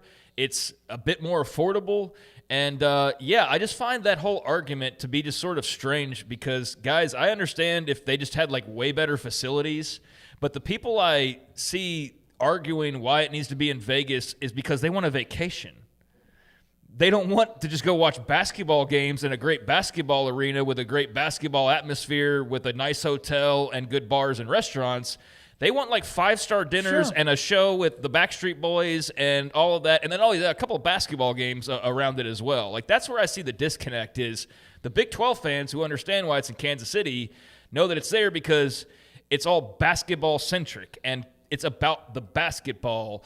There's the new Pac-12 fans that have come in that want it closer. But what they fail to realize is that Kansas City's in the middle of everybody. If you put it in Vegas, it's now terrible for UCF, West Virginia, Cincinnati, they're now having to go over another part of the country that they aren't otherwise having to go to. So it's a central location, and it's about the basketball. It's not Las Vegas and the lights and the fountains and all of that. And so, yeah, I sometimes wonder when I see people having this argument of like, are you going for a basketball tournament or are you going for vacation? And I guess there can be a little bit of both, but I feel like the argument a lot of times when it gets off track is about people that just want to go on vacation and then watch a couple basketball games in between time at the pool. So that's where I think the disconnect is with some of the Western fans. But, yeah, I think if you go there, I think you'll have your mind changed to some degree. And then there will be some that are just going to never be happy regardless, and they would rather just have it in Vegas because they love Vegas. But this has been talked about for years. There's a reason why it is where it is. There's a reason why they're staying where they are, and maybe one day they'll change that, but it's pretty clear why they're in Kansas City. There are reasons it's in Kansas City because they freaking do a great job of hosting the event. They love it. They pack it. And, yes, there's a lot of schools close to it, like Iowa State, Kansas State, and others. So, and Oklahoma State's not that far. This like change it because there's new schools into the conference. They had the Big 12 Media Days in Vegas. We love that. That was great. Maybe they'll play a game there one day. I don't know. But Kansas City has done nothing to lose the tournament. Well, they had it in Dallas for 2 years. And they no one cared. And they had it in Oklahoma City, and Oklahoma City did a good job with it. They did. But ultimately, Kansas City is the best shot for everybody. When it was in Dallas, it was – Craig and I went to a women's game, the women's championship game, as a matter of fact, which they threw on like a random Thursday. Like that's when it was because we were doing the shows there that day. The women's championship game wasn't even on the weekend. It was that week before. And you could not – I mean, like Craig and I could have played hide and seek in the AAC and never found each other. Like there was so much space in it. And you take these and you put them in the same location and you have them both playing on the same court one week and then the next week. I think it works out a whole lot better. It allows the host site, like, for example, there were some kinks with the floor. Sorry that the women's tournament had to be the guinea pig for that, but at least now they know some things that they have to work out. All of these different things that they can do, and plus the city just does a great job with it. It's not just, and I think a lot of the people who write these stories don't realize that there are very few venues inside the Big 12 footprint where you can plop the stadium in the middle of downtown and there's 25 hotels within 5 minutes that are all like nice hotels. Like you're not talking about, you know, some red roof inns that you're going to have to stay in. They're nice hotels. It's a very easy walking downtown in Kansas City. It is a very inexpensive trip overall. I just did it 2 weeks ago. It is easy to do. And so you put all that in, and you know, if Arizona fans don't want to hop on a plane and go, then I think that's more on them than it is on the Big 12. And I don't think it's a wide brush that you paint with. There was one guy who was like, I think he might have been an ASU fan, who was like being intentionally obtuse about the entire thing, just for the sake of like, I don't know how desperate he needed some attention on like Thursday night when I saw him or whatever it was, but just fighting to fight kind of a thing. It's like, you must be a little lonely or something to be this, like, it's not that big of a deal. I think people who have gone to Kansas City know why it's there once they go. And it still might not be your thing, but I do think you can't let a couple of people on Twitter really paint the picture for the entire fan base. I think Arizona State, Utah, Colorado, respectively, when it comes to something they're passionate about, they're going to show up and show out. And I think you'll see some of that from those fan bases, or some of those fan bases this weekend, especially a school like Arizona, who is so very much in the mix to win the whole damn thing. But yeah, it's interesting to see that pop up. There is still that kind of a separation as everybody's still getting to know each other about where you hold events to accommodate everybody, or how you do events to accommodate everybody. And there's a different kind of style and culture to a lot of this. So yeah, the Western folks are like, Kansas City, what the hell? But go out there and try it. I think you'll enjoy it, and I think that your mark will throw a bone your way here and there every once in a while. But in Las Vegas, yeah, it's just another event. In Kansas City, it's the event. And so I think that's what separates it. Now, Arizona State plays Baylor. Word coming down, no surprise that it appears as though Bobby Hurley is on his way out as head coach at Arizona State. Jeff Goodman, among others. Arizona State expected to part ways with Bobby Hurley after the season, so he will coach in Kansas City for at least that first game against Baylor. And Baylor's shown some strides. Maybe that is the one and done there for Arizona State. But regardless, yeah, Bobby Hurley, to no one's surprise after some ups and downs, is not going to be in Sun Devil land moving forward, it looks like. Yeah, the schedule lightened up a little bit, and Baylor started playing better. They opened up the first game, Arizona State, with their coach on the way out, it appears. And Baylor, congratulations, by the way, to Scott Drew picking up his 500th career victory. Yeah, good for Scott Drew. It's a hell of a milestone and accomplishment. And, yeah, something to celebrate, definitely. Been a tough year, but definitely a bright spot or a little bit of an oasis in the desert. And then for Arizona State, I mean, Hurley's been there a long time. I think they've had about their fill, and I think they'll look forward to going and getting a new basketball coach that can go along with their fun women's basketball coach and their fun football coach and kind of this new generation of Sun Devils head coaches. I think, yeah, it's probably about time for men's basketball to have a little bit of a new coat of paint to go back to that as well. So, yeah, no surprise here. Are you still trying to get that one-on-one with Molly Miller? Are you still working on that with Arizona State? If you want me to, I will. She had a pretty good year her first year. Now, 13 teams. Look at this. Now, we're trying, and we get the discussion about expanding the NCAA tournament. I think that all three of us here on the set were against that idea. That doesn't mean that they're going to listen to anything we have to say. But this year, 13 different teams on the last weekend of college basketball, 13 in the bubble conversation, lost within 24 hours. There's the list of the teams that were on the bubble, touching the line of the bubble, or like maybe not even like being able to be a part of the bubble. Every single team lost over the weekend. Yeah, Cincinnati's going to have to make moves here in the next couple days in the tournament. I think some of these might wind up being okay. I'm very curious. Auburn, I think, is done. Auburn. I don't know. I think they're 15 and 14. I came across a tweet earlier. I can't remember who it was from. They were comparing Auburn's resume to Baylor's, and Auburn had one more like quad 2 win, but then Baylor had like more quad 3. So it was like basically their resumes were identical, and the point was, why is there a discussion about Auburn when there's absolutely no discussion whatsoever about Baylor? They've got the same resume, so what's the difference? And it's, I guess that Auburn's politicking a bit more and they're in a SEC conference and all that. Yep. So I guess that's what their argument is. But, yeah, if you go by, well, let's compare resumes to other teams, there's not a peep. Nobody in America, not even Scott Drew, thinks they should make the tournament. Yeah. So, that's kind of how He told us that on the show when he was on last week. He's like, we're not making the tournament this year. It's tough. Like, he said it. Like, the difference is, and Auburn should not be a part of the discussion. We'll see what they do in the tournament. They're 3-8 against top 25. Baylor does not have a top 25. Yeah, that was like the one separation I think that I saw in whatever that tweet was. But the point was, that Auburn's not really deserving of it either. Yeah, Cincinnati really hurt whatever chances they have. They're kind of screwed at this point, I think. Like, you're going to have to really, win the tournament. They got to play on Saturday. They spent so much energy trying to get back in the conversation that maybe they ran out of gas. Yeah, so they'll get Utah. I mean, that should be a win. They'll at least get into the second round. But, yeah, Baylor, ASU, maybe the end of the Hurley era in Tempe there. Utah, Cincinnati, K-State, BYU.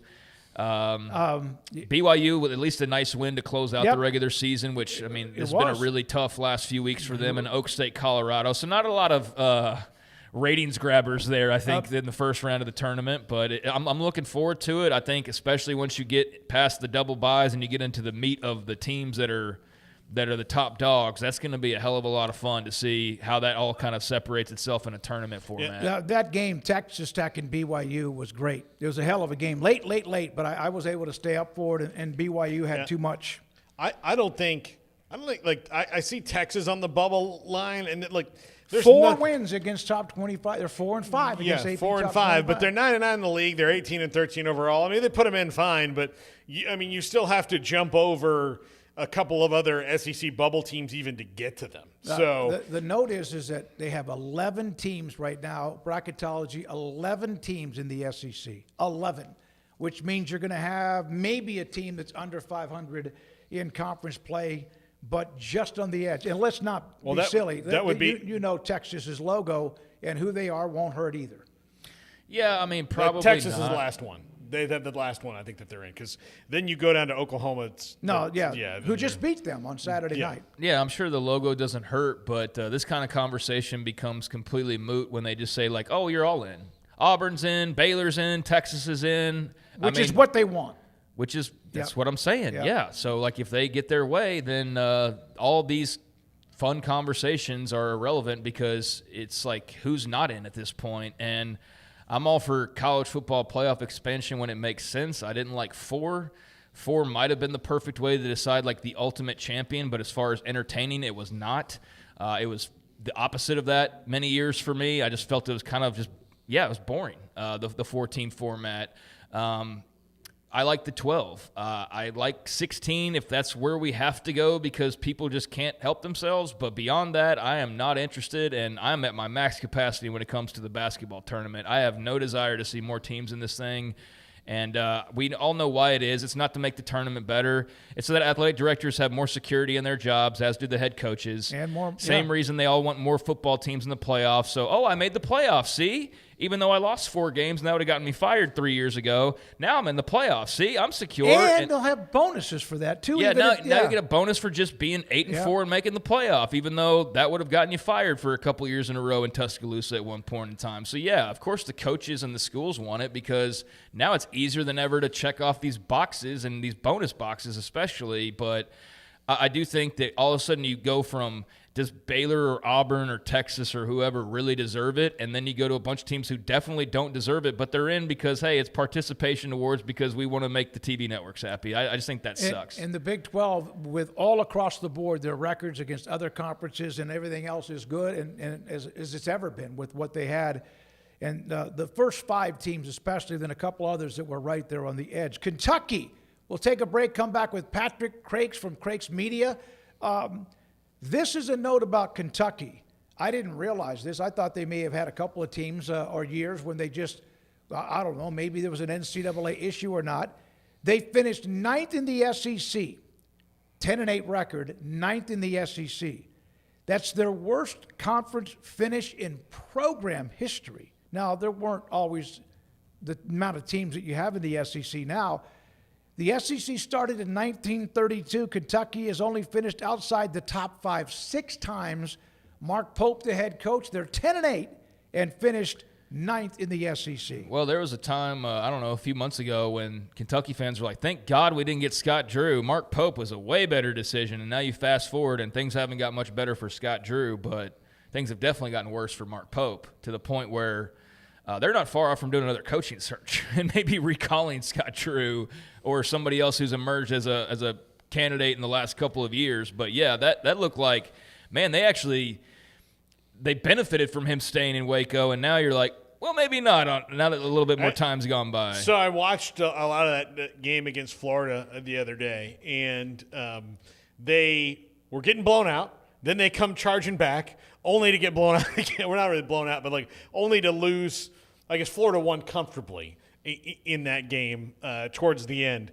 They're weird to watch because they have a ton of talent, but it doesn't seem like everybody's all on the same page at the same time. And they're paying a ton for that roster. And that's what's going to – that also is what's going to get coaches fired faster, is that their, money people are going to say, you had a $25 million basketball roster, so we expect at least this to be better. We understand it's hard to win the tournament, but at $25 million, this should not be, reinventing the wheel. Yeah, Florida was up 17 at halftime, ended up winning by 7. So there we are. We'll look at more basketball. Patrick Crakes will come back here in the next segment. Also, we've got some graphics on the most and least returning starters among the Power 4 schools in Notre Dame. The most and the least returning starters before anything transfer portal, and then a graphic with the most and the least starters, including FBS transfers, but not FCS transfers. We have that. We'll show you that. We'll do that in most likely at the top of the 5 o'clock hour. We'll have the top 5, super chats, quizzes, the poll results, and more today at 5:25 or 5:30. This is 365 Sports. Alan Samuels, Dodge Chrysler Jeep Ram Fiat. Ted Teague, General Manager and CEO. Right now, massive closeout deals on all of the remaining 2025 models. Take $12,875 off a new Ram 2500, excuse me, the 2025 Ram 2500 Laramie Crew Cab. $12,875 off. $13,000 off the Ram 2500 Rebel. $13,000 off the Jeep Wrangler Rubicon. And also $11,400 off the last Wrangler Sahara, all at Allen Samuels, and they will cover your sales tax. There's other that's out there. The luxurious Ram 2500 Laramie Crew Cabs, hardworking 3,500, 5,500 chassis cabs built for contractors, ranchers, and job sites throughout the state of Texas. Take $12,875 off the new 2025 Ram 2500 Laramie Crew Cab. Specials, discounts, deals, and they will cover your sales tax. Ted Teague, General Manager and CEO. David Gray runs the group of those. When you get there and you want to talk cars and get a test drive, the sales department, client managers as they're called. Allen Samuels, Dodge, Chrysler, Jeep, Ram, Fiat, Loop 340 east of 84 in Waco. I pitched in the major leagues for 24 years, and let me tell you, I can feel it in my joints.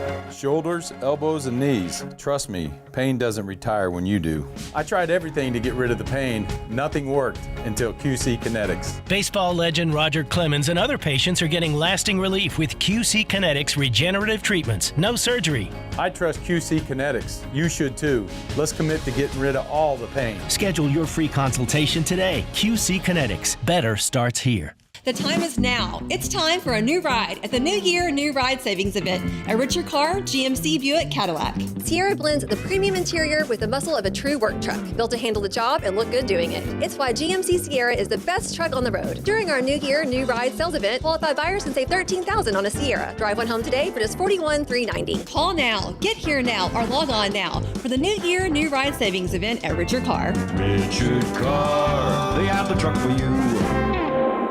Pepperoni Magnifico.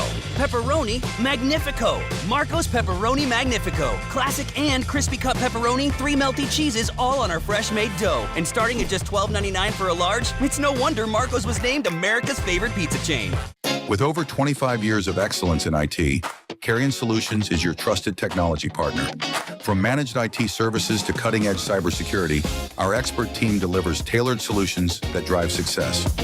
Our portfolio includes products such as Veeam, Bitdefender, Microsoft, Cisco, and Fortinet. Call David Carrion and his team of experts. Call 888-522-2221 or visit us at carrionsolutions.com.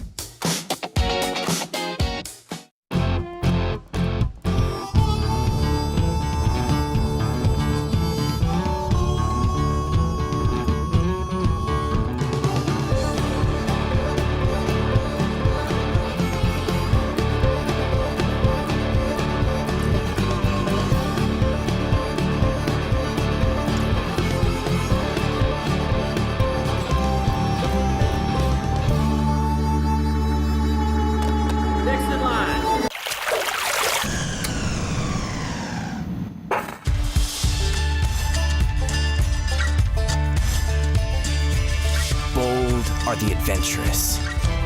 Determined are the leaders. Faithful are the healers. At Baylor, you'll find your calling, your people, and your purpose. Dare to be you, indeed. This 4 o'clock hour is brought to you by Stonewood Dental, your one-stop shop for your dental needs, specializing in teeth cleaning, fillings, crowns, sealants, root canals, IV sedation, extractions, implants, bridges, dentures, full mouth restorations, and bioaesthetic dentistry. Our priority is your comfort from the moment you walk through the front door. Stonewood Dental in Robinson, Texas. Now it's time for 365 Sports. Patrick Crates will join us at 4:30 our time, Central Time, wherever you are. That's a different time, perhaps, depending on where you live, so he's around the corner. The Joe Lenardi, if you won't mind, Brandon, the bracketology tweet from Joe Lenardi. The top seeds, the number one seeds in the tournament, Duke, Florida, Michigan, and Arizona. Florida would be the number 4 seed, but the number 1 seed And then the 2 seeds across the line from east until west, you have Michigan State, you have Houston, UConn, and Illinois. Those are the top one and number 2 seeds in the Joe Lunardi bracketology. Also, this is what's interesting. Cincinnati, we mentioned them next 4 out, so they have work to do. They're going to have to go deep into the tournament, and that doesn't always mean unless you win it. So that'll be kind of interesting to watch what happens with them. The multi-bid conferences, the SEC right now with his bracketology 11, the Big Ten with 9, the ACC and the Big 12 have 8, the Big East West Coast Conference have 3, and the Atlantic 10 have 2. That's the breakdown of the multi-bid conferences in what will be March Madness if it was to hold up, which it won't. It won't. Iowa State would be a 3 seed, and Kansas would be a 4 seed, as would Texas Tech entering as of now with bracketology. Yes, and we'll have Patrick Crakes in a minute. He jumped in early because of a time zone issue, and so we're trying to get him back in now. But yeah, Lunardi's usually right. I don't know. I don't see the 1 and 2 lines changing all that much, Smokey, in the next week. No, you got to really. You could even lose in the first round, depending on what conference. You could lose in the first round on a Wednesday or a Thursday or even a Friday, depending on how many buys you get. But you're fine. Losing a game in a tournament, you're going to be losing to a Power 4 school. So you're going to be losing to most likely a Quad 1 or a Quad 2 school, so it's not going to affect you much. Now, one of the arguments about mid-majors, for example, the Miami of Ohio argument, why don't they, because they're going to play 3 games in 3 days if they keep winning. Why don't some of the mid-major conferences go with the regular season champions straight to the championship game and let everybody else beat each other up to get there? And that gives them a little bit of a less, oh my God, they got beat by Wisconsin or Green Bay, Wisconsin. Yeah, I think that like Miami, Ohio should they should just get a bye all the way in. I mean, you're 31-0, you should. But the thing is, it's not every year. Yeah, it's just like under that. Okay, what happens? What happens if that league is decided by the second or third tiebreaker? Like what if it's that? Then is that really fair because you're on down the list because this team had scheduled a game that they thought was Quad 1 that wound up being Quad 2 and they won that game, but then it doesn't mean as much and the lower Quad 1 one you had is better. A lot of that stuff gets out of your control, like when you get down into the tiebreakers. And so that's why, I don't know, they just pretty much have to do it. I do think that, especially for the mid-majors, the one-bid leagues, the biggest thing that could help them is the NCAA, looking at everybody's resume and not if you just won a conference and they had like, okay, we got this thing out there, let's take them instead of a 500 team in the SEC. One of the things the Mid-American does as well, some mid-majors do, is not everybody in the league makes the tournament, which you do see that with all the big all the big conferences. Everybody gets in. And that's not the case with the MAC. You get the top 8 in, and that's why you have 8, 4, 2, 1 with a champion after you get to the championship game. Here's a note. Northern Iowa. The last thing I remember about Northern Iowa was a almost half-court or longer shot at the buzzer to stun Texas. And that was 10 years ago in 2016. They won, beating University of Illinois Chicago to get in the tournament. And then Navy was beaten in a dramatic game. They dominated their conference. 17-1 they lost yesterday, and so most likely they're out of the tournament despite having a really good regular season. We're now joined by Patrick Crakes, Crakes Media executive and also consultant. He's joined us many different times over the years. And Patrick, thanks for your time with Craig and Paul, David Smoak, and 365 Sports. Not sure how much you paid attention or how much you watched, read, or listened to Friday's roundtable with the White House, the president, and many others. Did anything, in your opinion, get accomplished? Well, I did. And hey, by the way, great to hear all of you. Live is hard, and I had a hard time today with live. I did. I watched it on C-SPAN, I got to see my old boss Eric Shanks get on C-SPAN, which has got to be something he needs to put in his LinkedIn profile, and watched the whole thing. I to me, I don't know that we really got anything done there. I know we're going to peel off a couple people, and we're going to try to come up with something. I heard some things I don't think are good, from just understanding it perspective in the room at that moment in time. But I feel like both the Secretary of State, Marco Rubio, with his 27,000th job, and also the Speaker of the House understand the problem pretty well. And so, I did watch it. I don't know what's going to come of it. I hope something productive will come of it that will help us advance the system, right? That recognizes all the changes that we have to make because of the law and the Constitution, and are able to move forward without doing something really dumb, and that makes everything, that throws out anything good that might be in the legislation and replaces a couple of things that are strategic errors. Pat, if I told you, if I pointed you to the commission of fixing it, and I said that the goal is to make pooling the media rights work, is there a starting point there?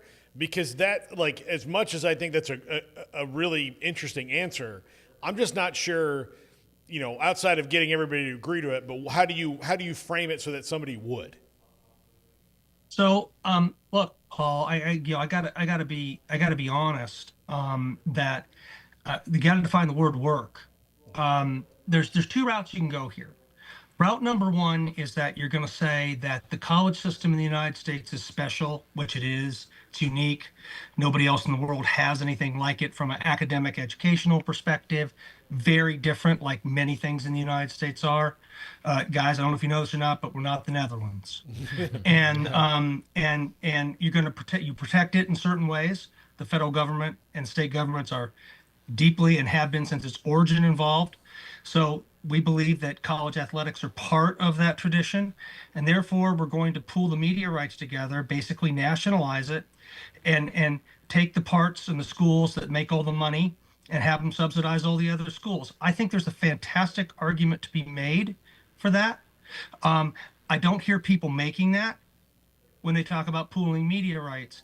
So if pooling media rights is about doing something like that and creating the antitrust exception around all of that, then you can make an argument for it, and I'd probably be in favor of it, given the way I feel about it. Just we're going to treat them differently.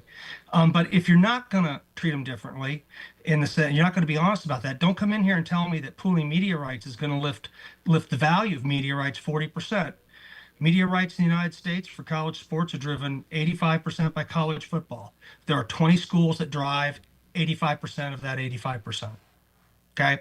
And everyone else, either adds a little bit of value or they don't add any value. And the proof is in that many schools, the media rights are worth zero without those 20 schools, or they're worth much less than what they get right now as a share. I can't change that. I can't make it different. It's just the truth. So, if you're gonna say we're gonna pool media rights, you're basically saying we're gonna try to go for increases, which are gonna be, maybe harder than people think. But let's say we get an increase, but we're going to tap into the increased growth that the 20 or 30 schools that really drive everything from an economic perspective in media for college sports, everyone else is going to share in that, and they're going to subsidize them. And that's just what the truth is. And unless you force probably those 20 or 30 schools into the system that I talked about, that's, treats college sports as something special and this is the way it's going to be, I don't know if they have any incentive to sign up for that, given that they do all the work. And is that why you got to kind of play on the heartstrings there a little bit of like, hey, if we don't do this, then hey, bye-bye Olympic sports and bye-bye women's sports and some of those arguments you hear? Is that why you kind of have to go that route? Because logically it's like, yeah, why should Auburn care about what Miami of Ohio is making and give them their money that they're earning themselves? I think that's probably right. And the big thing to think about is remember that look, you're gonna make the Idaho lacrosse team viable by Michigan's college football rights. Right. Yeah. And by the way, The federal government subsidizes, I mean, even the Harvards of the world are heavily subsidized by the federal government, despite their enormous endowments. There isn't hardly a student on the planet at any school in the United States, public or private, that isn't heavily subsidized in some fashion by the federal government and the state governments. So you know what? You can actually say that's a good thing. And yes, we fund our Olympic teams by doing that. It's a unique way to do it. It works really, really well. But you can't pretend that by putting the Idaho lacrosse game, somehow somebody in the media business has missed Idaho lacrosse. And there's all this value to be discovered the second it gets attached to Alabama. And even the Alabama lacrosse team getting attached to Alabama football, right? So, yeah, I think you have to make that argument. I do think there's a couple things you can do without worrying about the media rights at this juncture, and that have to do with just, antitrust exemptions to make sure that these guys, if you don't want these folks to become employees, that you want to get some kind of unified organization around how many times you can transfer, set some rules, have somebody administrate it. You can do that. I just hope that if you just do just that, it's super clear what the rules are, and we don't get into kind of interpreting everything almost immediately at like the NCAA level, which I think would be bad. Using the NCAA to enforce this and set it, and interpret some of it would be good. But if it becomes wide open and nobody's being treated the same way, and you can prove that, we're going to be right back where we were. So I think media rights are a little separate from some of that. Because NIL is basically despite what the president may want, the toothpaste isn't going back in the tube. But yeah, I think that the media rights pooling, and there's another problem with media rights pooling and growth, guys. I mean, the truth of the matter is the NFL is about to force a contract renegotiation upon all its partners. It's going to extract a extreme amount of economic rent from that. And then it's going to probably add another partner who's going to have to pay, or maybe two, that are going to pay a lot more. And then we're going to turn around and see what everybody else can get. Because in the background of all of this, right, when people hear about the NFL doing that, and they hear about the NBA contract, and they say, well, college sports must be undervalued. Well, the NBA got their increase by moving a bunch of inventory to broadcast TV, and they added a third partner. They added partners. It wasn't just like it was sitting there. They had to work for it. And the pay TV bundle still pays all the bills, but is in secular decline, and streaming's still unprofitable. So you've got to get somebody who, there's not a guarantee that you're going to do something like quintuple your media rights over the next 20 years. That may not happen. You may only go up 20% each cycle, and then all this money isn't here for everyone. That's why the conferences haven't expanded. The pay TV system can't handle this, and you can't sell it yet to a streamer. So there's, in my opinion, uncertainty about the rate of growth for media rights outside of the NFL, in the sense that how much you're planning, let's say you're planning 100% because of the past decade, well, you may only get 30, 40%, some of you. And who's that going to be? And if you've suddenly got a pooled media rights situation where you've got the 20 schools I've talked about, and some of the college basketball schools doing all the lifting, and you've got all these other programs across the board at these own schools that do all the lifting through football and a little bit of basketball, and the ones that don't do any lifting at all. Well, I don't know, that many media partners are going to be interested in taking the kind of inventory people are talking about. You might need 20 partners to get that done. So it's not a clear shot on media rights to what people are envisioning.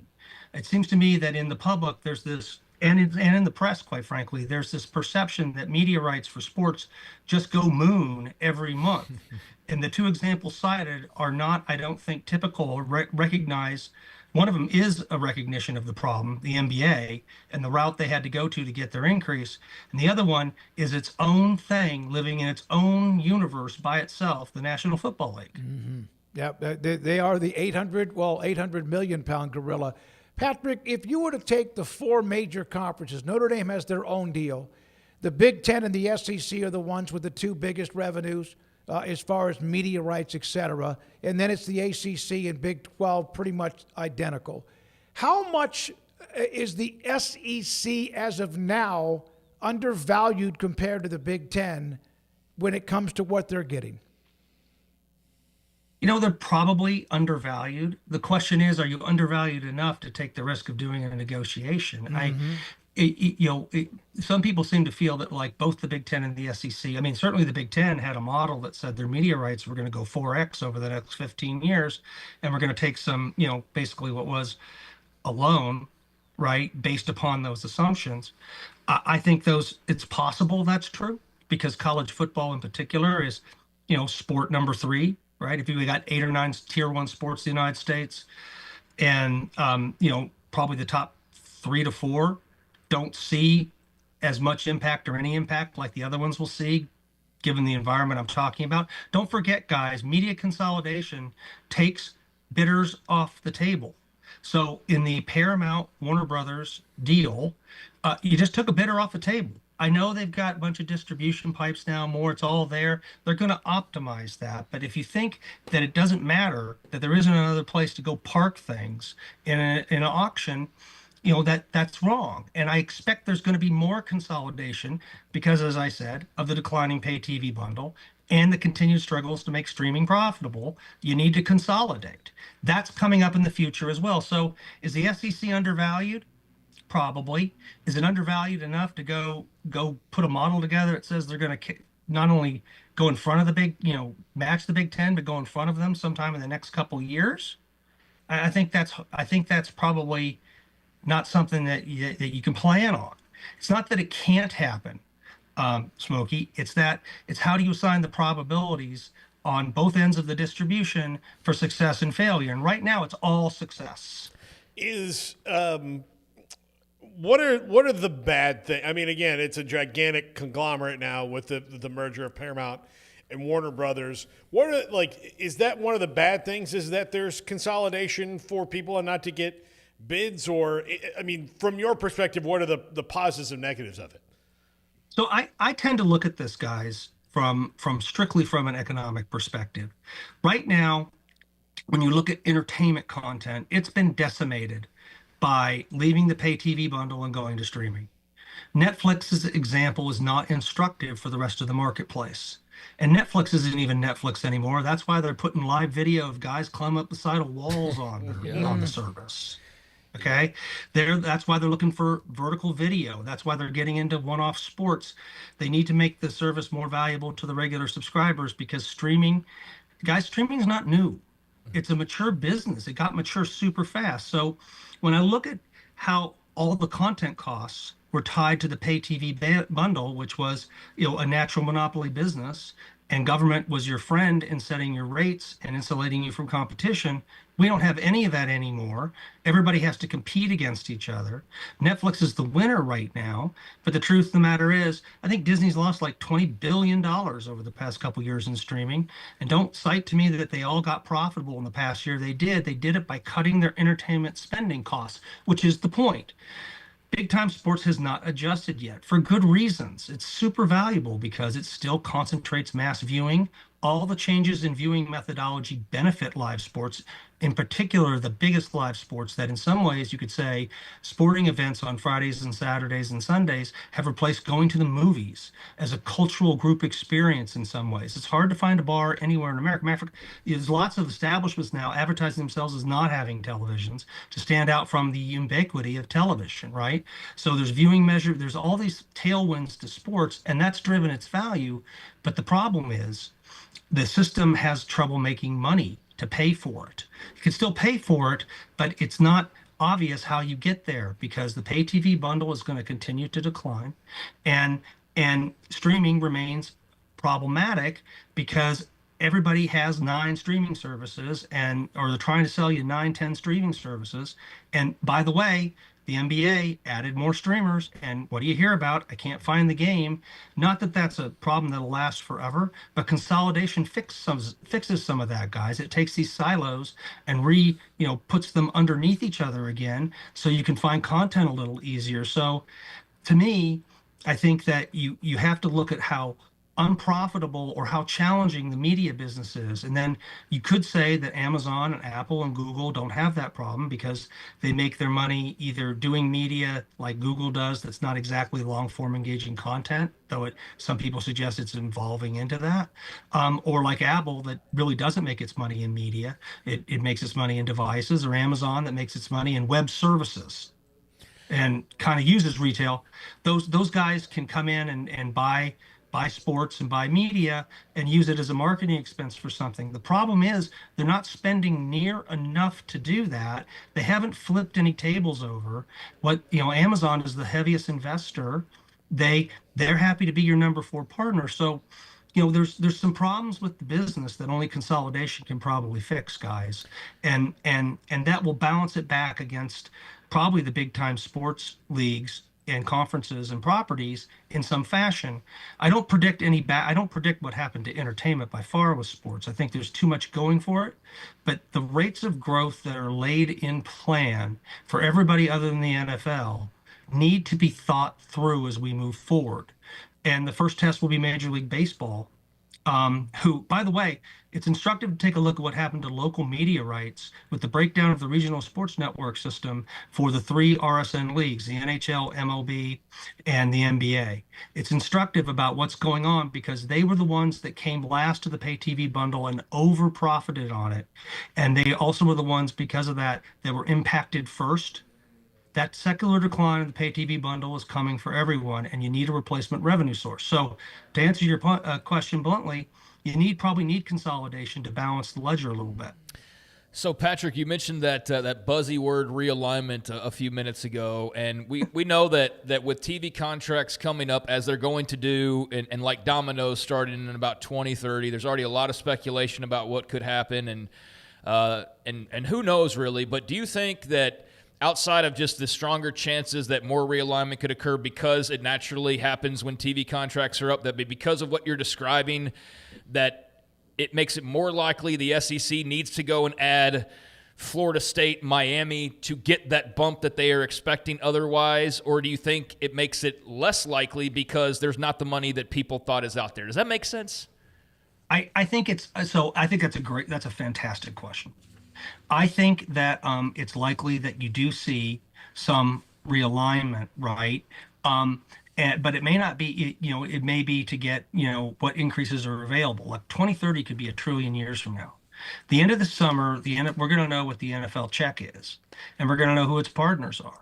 And, some of these big streamers that can write these big checks, and everybody's kind of a streamer now except Fox, so it's not really fair. But, some of those digital companies that make their money in other places primarily, they're in other businesses.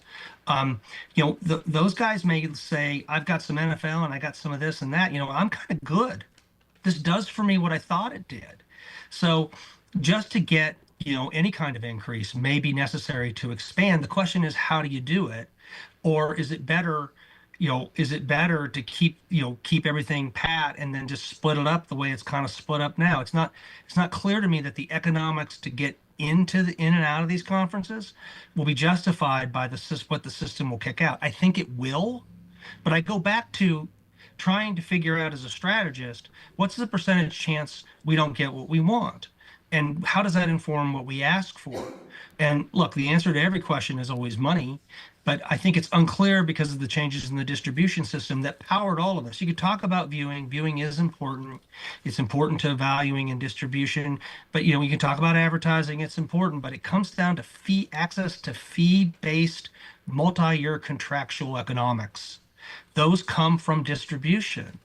And how that gets allocated, how much is there, how much it grows, things like consolidation, things like conference realignment. If you asked Fox today, would they be looking for the Big Ten to realign? I don't know the answer would be yes. I know the answer was no several years ago after they added Oregon and Washington. There wasn't any more money, which is why Florida State and kind of Clemson, didn't have any dance partners when they wanted to kind of make their big move. Nobody wanted to write the check to break them out of the ACC. So, I don't think that you're going to see that much realignment, but I do think you will see some. The question is, how does it work? Does it work with important schools joining the Big Ten or the SEC? Maybe. Or does it work with the Big 12 and the ACC coming together? right? And creating a true national conference that is stronger. We still have to get through the college football playoff expansion. We're having enough trouble with that. Yeah, very true. Paul? No, I'm sorry. So, Patrick, this just never ends, does it? It just never seems to end. Like right now, when we cover college sports, football or whatever, there's a lawsuit every day, and then there's an appeal and more lawsuits about eligibility, about portal, about everything, and then there's the TV thing, and then there's the possible breakaway, and then there's this saving college sports or the whatever. It just seems like everything is right now up in the air. Yeah, I know it can seem like that, but I think, this process, that argument that college sports is special, the reason why we're kind of in this box is because it is college, and college has been always kind of treated as special, and the way this has evolved with the history of the teams and the schools and their conferences that are kind of tied up in the fabric of America. When you think about the romance of that story, right? They are, and they're very American and unique. There's nothing really like it again. So I'm not surprised that it requires the president, and the president gets involved. He's trying to copy Teddy Roosevelt, who basically created the reason why the NCAA was created, right? So I guess in some ways it's time, because of all the money, to figure this out. I'm optimistic something will get done. Again, I think the thing that's crucial is to sort through things like the transfer portal, how many times you can transfer, whether they're employees or not. You need antitrust exemptions to do all of that so you don't get sued every second. That takes it off. The media rights, I think that's a simple binary choice. You either say, you know what, look, the government is already up above its eyeballs in these schools.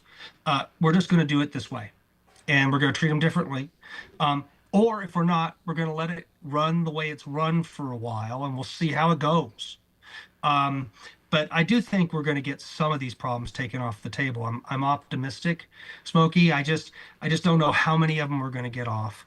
And because college sports are so intertwined into our DNA as a country, it's not unusual to see this be a big conscientious, a big kind of to do. It makes complete sense because for a lot of people, this is a very, very big deal. Great to have you on again, Patrick. Thank you, buddy. Appreciate your time, as always. Absolutely. Thanks, guys. Take care. Consultant media executive, Soldier. Craig's Media, and we appreciate him. He was a part of Fox Sports and much more throughout his career in media, television, etc. Yeah, and I thought there was a lot of really interesting stuff in there about a variety of different kind of single topics, but the overall larger topic there. And I know it's the off season, so realignment starts to fire back up. And I think sometimes it's because it's just fun. I think sometimes it's it's a bit misleading, lazy thing to do for some people because it just gets such a big reaction, whether it's based in anything or not. And I think we're all eagerly awaiting towards 2030 and when all this ball starts to get rolling. But, yeah, you hear people constantly like, well, there's going to be so much money because it's never been popular more than it is now. And look at the rating. As always, look at the ratings. Like, those explain everything. It's like, yeah, there's a lot of people watch that game. Doesn't mean that college football is getting some 100% increase in their next TV deal. It's popular. You'd almost wish they'd go to market right now because it's popular. And we don't know what 4 years from now looks like. But the point being is there's a lot of moving parts. So to be able to say like anything for sure right now, whether it's they're going here or they're going there or they're staying put, like it's impossible to really know. And that's why I'm glad that he understood where I was trying to go with, is it less likely, more likely that we see the SEC needs more money, but they're not just getting it by default. So they have to go get Miami to say, hey, look, Florida State's here too. Like now you give us our $20 million per team more. Or do they say there's no money? If we go add teams, we're losing money now. Or they're on these like rent-a-loan deals and that gets messy in a few years. So like, yeah, there's those types of things to figure out. It's never as simple as like, we just want it. Like we just want Florida State in the SEC. So let's make it happen. It's like, well, it sounds good, but there's these reasons as to why, and the money is the driving factor like every other thing in life. Like Start with the money, and that will help explain pretty much every single thing going on with whatever you're taking a look at. Of like, why is it this way instead of this? The money. Why does it look like that instead of that? The money. Why, that's always the deal there. So basically, it sounds like what we're all going to be waiting on to have any real clue about what any of this looks like is, for one, you can't say anything definitively right now. Because until the NFL deal gets done, then no one knows what the hell's on the other side of that.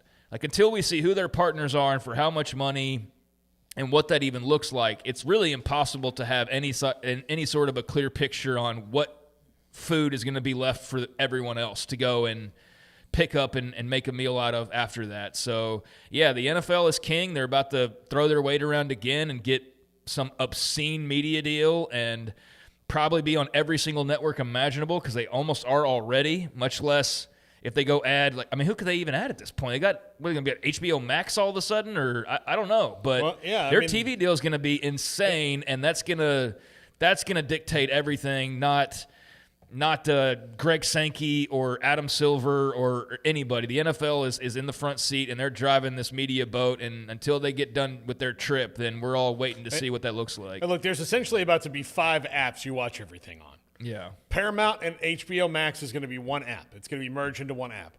Hulu and Disney Plus will be one app before the end of this year, more than likely, or next year. And they'll have some ESPN component, I'm sure. Yeah. Like YouTube TV will stand the test of time. Peacock and Apple will be there, and Netflix. So 6 apps that everybody's going to have that's going to have everything on it.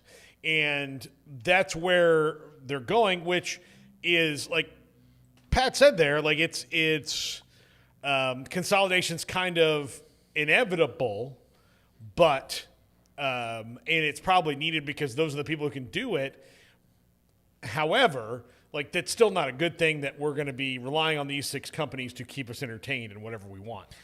No, it sounds like in probably 20 years we'll have 4 companies, and then in 50 years we'll have 2 companies, and that's not a direction that's going to be positive for everybody as a net. Yeah, no, that's not. And sometimes things happen, and okay, this is needed for the moment, but eventually you need somebody to come around like Teddy Roosevelt did and bust up the trust, and I think that's probably coming, but not anytime soon. It's great stuff. A lot of you in the chat room mentioning how much you enjoyed that interview. He's unbelievable. Patrick Craig, Jim Williams, Bob Thompson, our go-tos when it comes to sports media and business. When we come back, which programs prior to the transfer portal among the FBS school, the Power 4 schools, had the most returning starters on either side of the ball?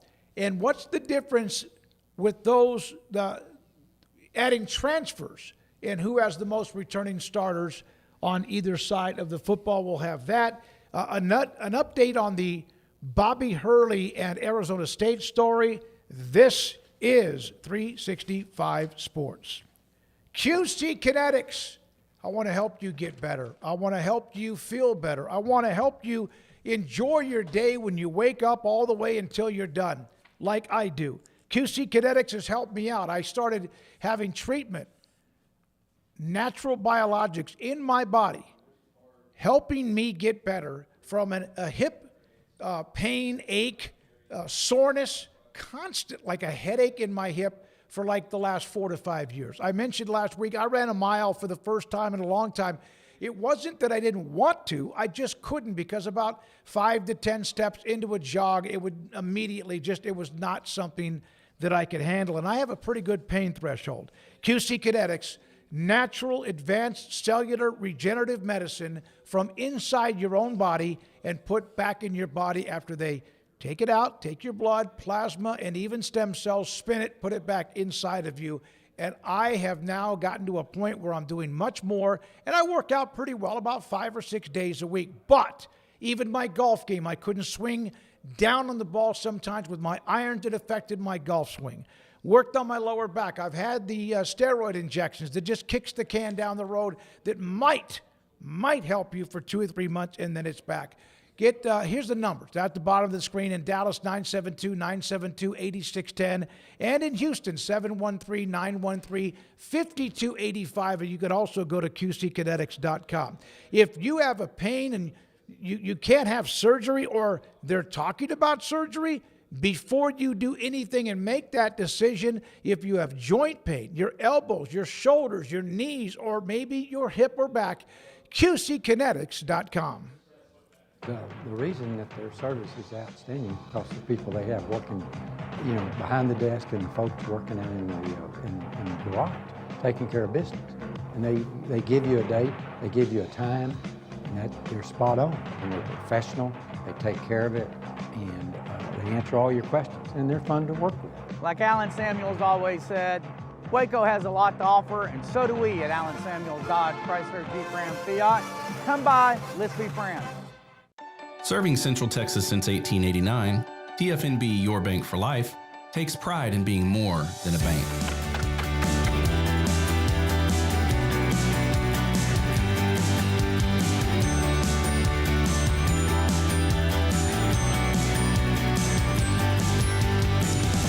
At TFNB, we remain committed to these principles. If you value them too, come join us. TFNB, your bank for life. When you play hard, sometimes you fall hard. Sports injuries require special treatment. At Southwest Sports Medicine and Orthopedics, our team of expert doctors provides athletes and active adults with comprehensive sports medicine care, diagnostics. Whether you're in high school, college, or beyond, we'll help you get back on the field. Call on the team physicians for Baylor Athletics. Call Southwest Sports Medicine and Orthopedics. Pepperoni Magnifico. Pepperoni Magnifico. Marco's Pepperoni Magnifico. Classic and crispy cut pepperoni, 3 melty cheeses, all on our fresh made dough. And starting at just $12.99 for a large, it's no wonder Marco's was named America's favorite pizza chain. Established in 2007 and independently owned, Alliance Bank Central Texas is committed to helping families and businesses meet their financial goals. From their tellers to their board of directors, they know the importance of superior service and competitive products. Customers have confidence knowing that their financial needs are in good hands. It's your bank, Alliance Bank Central Texas, with 2 Waco locations, 4721 Bosque Boulevard and 191 Archway Drive on Highway 84, and at AllianceBankTexas.com. Member FDIC and equal housing lender.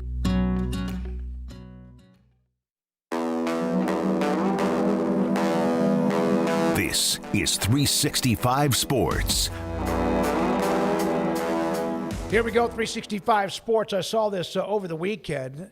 Here are some, there's a couple of 3 graphics. One is college football 2026 returning starters, Power 4 only, on offense and defense combined. The most, this is prior to the transfer portal, Maryland, Notre Dame, and Oregon had 14. Minnesota, Oklahoma, and Virginia Tech had 13. Now, this is not that guys maybe started a game or two, but preferably the starters that were listed each week and even towards the end of the year on the depth chart. Look at the least. Look at how many teams in the Big 12 are on this list. Iowa State, 0. Oklahoma State, 2. Arizona State, Colorado, Penn State, West Virginia, 3. And Auburn, 4. Now, this does not include transfers who started elsewhere. This is prior to the transfer portal. Then we'll go to another graphic in a minute. I mean, yeah, it's interesting to see it laid out like that. Great news for Notre Dame and Oregon, although I know we're not quite done here, but, you know, that's typically something that stands to benefit you the following year, but is no longer a guaranteed type of thing like maybe it was 5 or 10 years ago, where if you were pretty good the year before and you returned most of that team, you felt really great about where you are. Nowadays, it's just such more of a wild card. Like, it's such more of a crapshoot. But, yeah, I think that would bode well, you would think, for playoff teams like Oregon and Oklahoma, and then a team like Notre Dame. Kind of surprising to see Va Tech there, although that's James Franklin holding on to guys that he wanted to keep around. Those teams have a lot of people coming back. But, yeah, the far more interesting is the teams lost. And there's a lot of Big 12 on there, but I can't say I'm surprised. I mean, there were a couple of major head coaching changes, and we know Iowa State with Jimmy Rogers, like that was just a bunch of guys leaving for Happy Valley, and then a bunch of guys coming over from Corvallis and a little bit of in between, and then Oklahoma State. Clearly Eric Morris putting his own fingerprints on that program. Arizona State being on there is kind of interesting because Colorado and West Virginia, this is just what they do. Like, this is what Dion and Rich Rod have done the last couple of years is transfer. Let's bring in 45 transfers and hope that it works out year to year. And I don't know that that's the greatest way to do things, but there's been some guys who have had massive overhauls and had some level of success, so I think we'll see. I'm very hesitant on both those teams right now as far as next year goes. Arizona State's interesting. I don't know what I chalk that up to other than just graduation, because that's also a thing. And you got guys like Sam Levitt leaving in the portal and so on. Raleigh Brown's leaving for Texas. So they got hit by the transfer bug, I guess, as well as graduation. Jordan Tyson leaving for the NFL. So, okay, now that I'm talking it out, I can kind of see where they're coming from there. So that's actually unlike the others on this list of like, you have less because of like success. Yeah. Because guys are good enough to leave early or other teams want them, whereas the others are Colorado and West Virginia are still very much like we're trying to figure this out.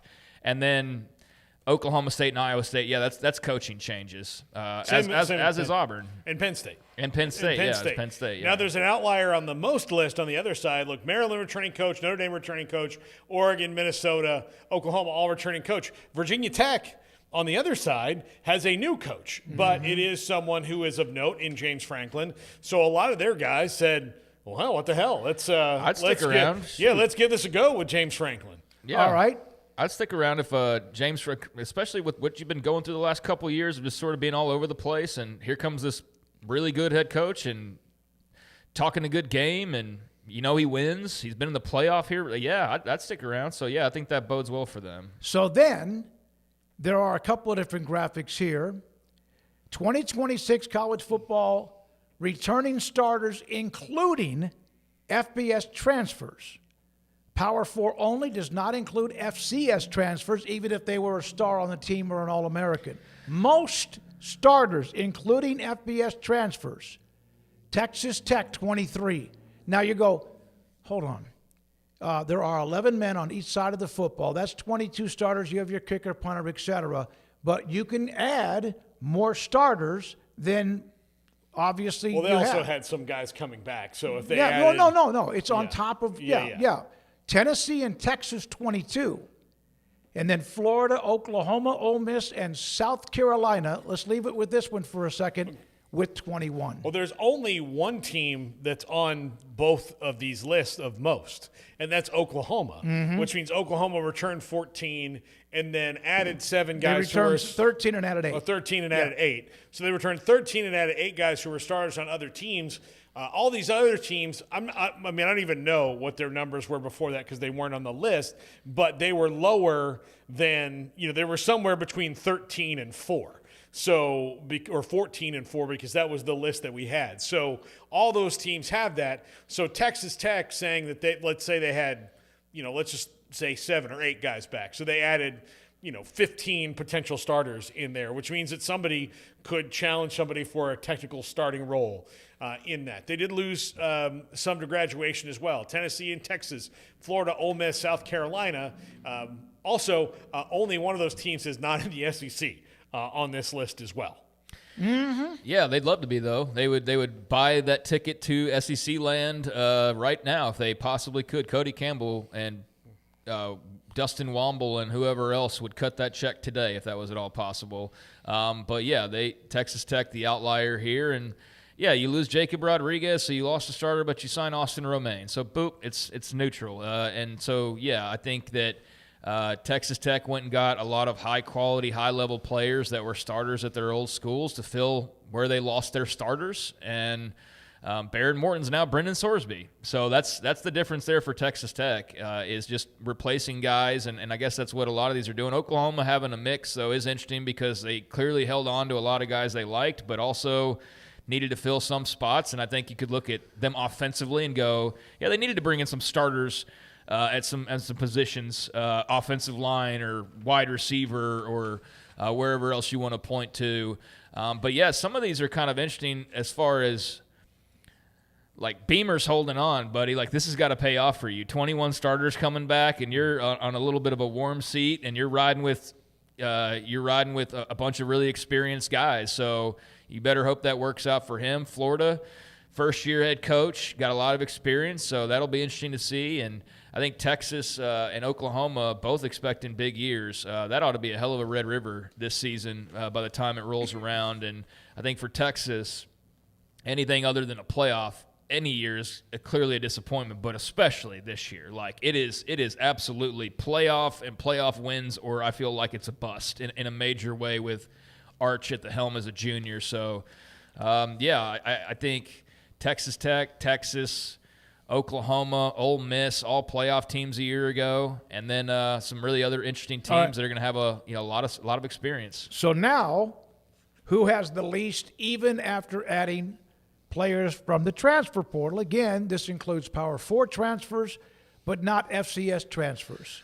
Number 6, they have 6, still just 6, North Carolina, with the Bill Belichick experiment. Is that bad or not? I don't know. I think that's got to be a problem. Unless they got rid of a lot that couldn't play. Yeah, but they didn't add anybody. They didn't add, they already couldn't play. They didn't add anybody who couldn't play. Maybe they added a bunch of James Madison type players. Maybe they did, but that's not the case at North Carolina. The problem with Bill Belichick is not the between the lines coaching. It is that he and Michael Lombardi think that they can reinvent college recruiting because they're smarter than everybody else. And when you operate that way, you're going to get burned, and they're not. They do not have a good roster at North Carolina. There are not a lot of starts on that roster at North Carolina. They are trying to, there's not a lot of games played. They're trying to kind of reinvent the wheel because they see something that you don't. And that's how they did it in New England. Well, if you're going to go down, you're going to go down fighting with what you know best. And if it doesn't work, then okay. Yeah, I don't think it bodes well, but I asked the question because I think you can make a case on both sides of they weren't that good last year, and why bring back a bunch of guys that weren't that good last year? But you could also look at it and say they were okay, and now how are they going to be any better if they just have a brand new team once again? So, I think it depends. I think there's people that have a lot of very heated opinions that get mixed in with their personal opinions on Belichick and Lombardi, and then that gets into the football thing. And I think we're seeing a lot of that right now with the North Carolina discourse. Iowa, I don't care. I think they'll be fine. At this point, Kirk Ferentz knows what he's doing. I don't have any questions about that. So, yeah, least amount of starters. They'll still win 9 games. And he also has a system that withstands graduation and transfers really well because it's about blocking and tackling. Yeah. If you block and tackle, it's going to be fine. Right. Their quarterback was pretty good last year, the kid from South Dakota State. Yeah. And he wouldn't have counted on this list as far as a returning starter coming into Iowa, and he turned out to be pretty good. You're right. They seem to have a pretty good rhyme and a reason. I thought this wasn't including the transfer starters you brought in? Put the graphic back up, please. Yeah. This is including transfer starters. Returning starters. So he would have counted. And Gronowski. He's an FCS. Oh, he's an FCS. No. Okay. Only including the FBS transfer portal. So, starters. Iowa, I have no concerns about them. Kirk Ferentz is still the coach. Okay, they'll win 9 games and, whatever. Alabama is really interesting. They're a really interesting team this year, and not in the way that everybody just mentioned them first in every college football discussion for 15 straight years because of Nick Saban. Because I don't think anybody knows what to really expect at this point because it's been kind of all over the place, good and bad. So last year, some good things, but also it's not Saban. That's the whole battle. It's following the legend, right? That's the battle you're seeing take place right now in Tuscaloosa. So, yeah, at least returning starters, that's interesting for them. Iowa State, that's self-explanatory. That means they added 10. They added 10 starters. It doesn't include FCS players, which Jimmy Rogers brought over several. But that's pretty self-explanatory because of just the complete overhaul that they had. I haven't looked into Boston College enough to really have a firm opinion on whether this is a good or bad thing. Admittedly, I'm not going to pretend and lie to you either. And then Clemson – you lost some dudes to the NFL, obviously guys like Cade Klubnik, but another just really interesting coaching conversation and just situation happening there as they are the poster child for trying to hold on to the old while refusing to embrace the new until you have to because otherwise you'll lose your job, and now kind of trying to pull from both ends and try to see if it can work in 2026. And they've had some degree of success, but also not nearly what they were right before everything broke a different way. Like, they had finally mastered the formula, guys. They had finally figured they were the team besides Georgia that could actually rattle Bama a little bit and do it more than just like a one-off. And then the whole world flips on them, and they've been trying to figure it out. So yeah, interesting to see Clemson on here. But I know they lost some guys to the NFL in graduation, but I think they're a fascinating program in this era to monitor with Dabo at the helm. And I would say that 11 mostly includes, even though they did bring in 10 transfers, a lot of their transfers appear to be, at least right now, depth pieces and not starters. Because he's also been about developing still, And I don't think he's off of his platform about the transfer portal, especially when you see how he's used it. It's just the way that. But he did use it. But he did use it. I think he still believes what he believes. If he didn't, he would get fired. Yeah, but also that's the way you have to get some guys for depth pieces now. You can't just rely on the fact that you can get, because of the way the scholarships are so different now, that, okay, we need 4 cornerbacks, we'll sign 4 cornerbacks, and I'm good with that. Now, like Clemson used to be able to go in and be like, okay, who are the 10 best cornerbacks? We'll offer 8 of them, and if 4 of them sign, we're good to go, right? And now, well, you can still do that same thing, but if you get 1 of them, then you've done the work, because otherwise all those other 3 guys that you were hoping to get are going to go somewhere else because of the bag they're about to get. It's not Dabo's fault. No, it's just that's how it is. But remember the rant. He would never have known about tampering up until like the last year or whatever, because he wasn't getting transfers. And now all of a sudden he gets one from Cal and he ends up being tampered with. I think he knew about tampering, and then I bet you that I think Andrew Makuba was probably a little bit tampered with when he went to Texas. But just because he wasn't going and getting guys doesn't mean people weren't coming to get his guys. Yeah, he lost. He still having to play defense. He lost some pretty important players off his roster. Now, they did a better job of maybe retention because they are Clemson, and he is Dabo Swinney than most, where they didn't have a 25-guy departure like some of these coaches have had, even good coaches that like all of a sudden it's like, 25 guys left because we can't pay them. Okay, great. Or we won't pay them. And all right, well, then we lost. I mean, he lost some key guys. Most of his transfers and most everybody's transfers are guys who aren't playing, not guys who are. But he kept more of his guys who were playing than weren't. But when he did lose them, he lost them big, like Andrew Makuba is the one he I did. think of. Yeah, he hell of a player at Texas. You're exactly right. All right, that wraps up that. That was pretty cool. I like that, and it was interesting to watch the responses to that information. Like, well, yeah, but we have some, and people weren't reading. That's why I put in bold underline some of what those graphics and the numbers were based on. Yeah, and I don't get caught up in the reactions to those types of things, but Texas lost a starter at wide receiver. More, and guess what? They got Cam Coleman. So, I mean, big effing deal. Like, I mean, we don't really know until the ball hits the field on a lot of these transfer portal numbers. And teams that lost a lot and brought in 50-plus guys like Iowa State, they might be terrible because of that turnover. They might be better than you expected. We really have no idea. Like, I think the prediction game is as hard as it's ever been because there's just so many wild cards. With the roster movement and the coaching movement on top of that as well. So, yeah, I mean, there's going to be some test cases in the Big 12 of can you turn over 50-plus guys and be successful in Morgantown or in Boulder or in Ames or not. We're definitely going to find that out. And then those who return a lot of starters, you would think they'd have a leg up, but maybe not. I mean, again, it's hard to predict these days. Big 12 released their all-men's basketball team for the year. Player of the year was Jaden Bradley from Arizona, to let you know. When we come back, Paul Catalina's Top 5. We'll have the quizzes, the polls, the wheel, and more. We do appreciate your time, as we always do. This is 365 Sports. IdealMRI.com. When we launched this podcast nearly 6 years ago, Dr. Rob Maxey contacted me and said, I want to be all over what you're doing. Asked me about what our philosophy would be, and I said, we're going to take what we've done in talk radio, bring it into a podcast, and then change along the way, and that's what we've done. And he was there from day one. Ideal MRI with $497.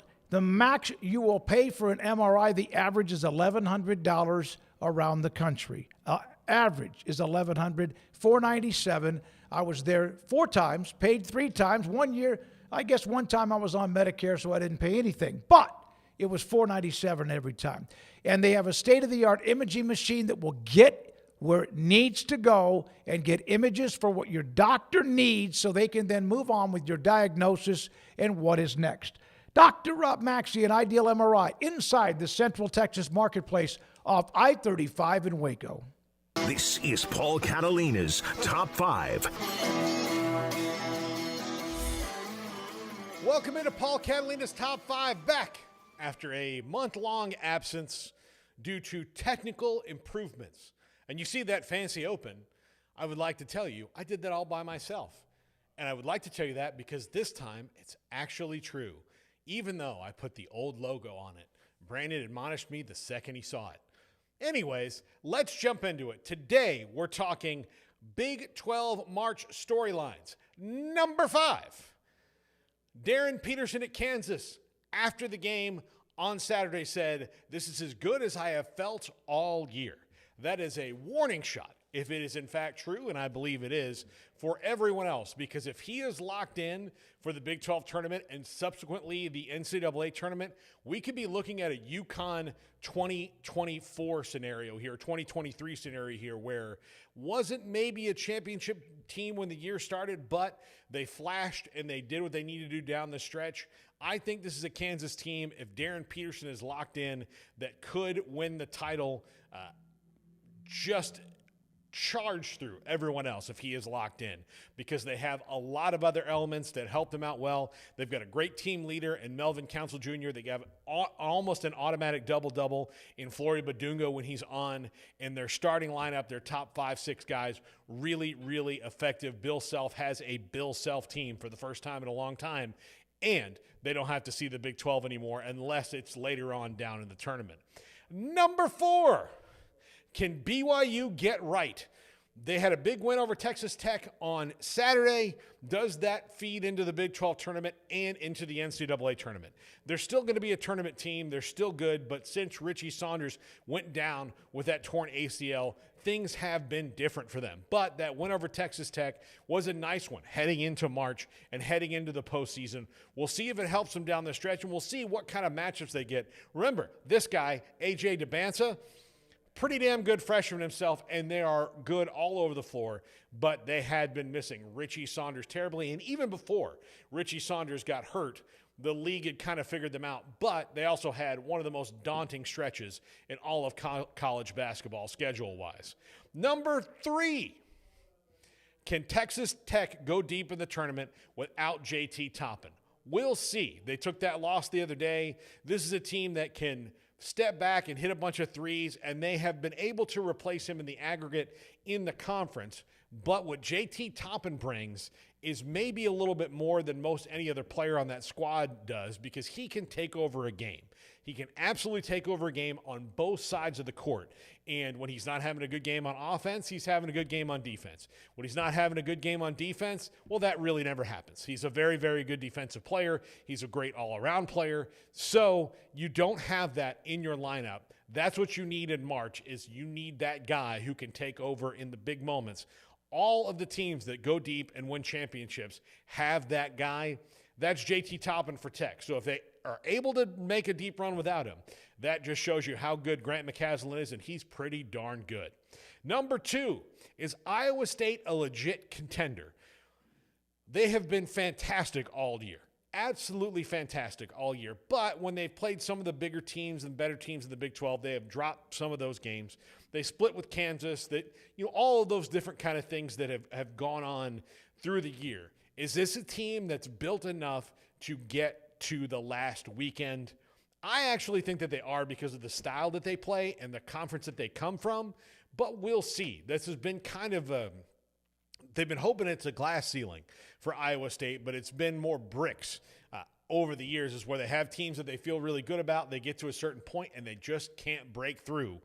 Maybe this is the year. The Big 12 has as many teams that could win it as anybody. When you talk about Arizona, Houston, Kansas, Iowa State, they can all win this thing. If Tech still had JT Toppin, I would have thrown them in that too. But I've been wrong before. Believe me, don't look at all the red on my bracket unless you're ready to call CSI, because it's bloody. And number 1, can Arizona be stopped? Legitimately, I'm asking this question for all of college basketball. Is there a team that can figure out Tommy Lloyd's bunch of guys? I'm not sure that there is. They are so fantastic. Look, they lost to Kansas at Allen Fieldhouse. They lost to Texas Tech. That's the only time they've lost all year long. When they played out of conference, they won all those games. When they played in conference, they won most of them. They were absolutely dominant this year in the most dominant league in the country. So can Arizona be stopped when you've got Koa Pete, Braden Burries, and all the rest? They are loaded for bear. And look, if you're going to win it, for the first time since Lute Olson won the title at Arizona, this is probably the year with this roster. And you're not going to have Pete and Burries next year and probably another guy or two, just because that's the nature of the business. And Pete and Burries will be in the NBA. You've got 2 NBA one-and-dones on the roster that have been as effective and good as these guys have. You better strike while the iron is hot, Wildcats, because you never know when it's going to get this hot again. And even for a basketball power like yourself, you know how long it's been.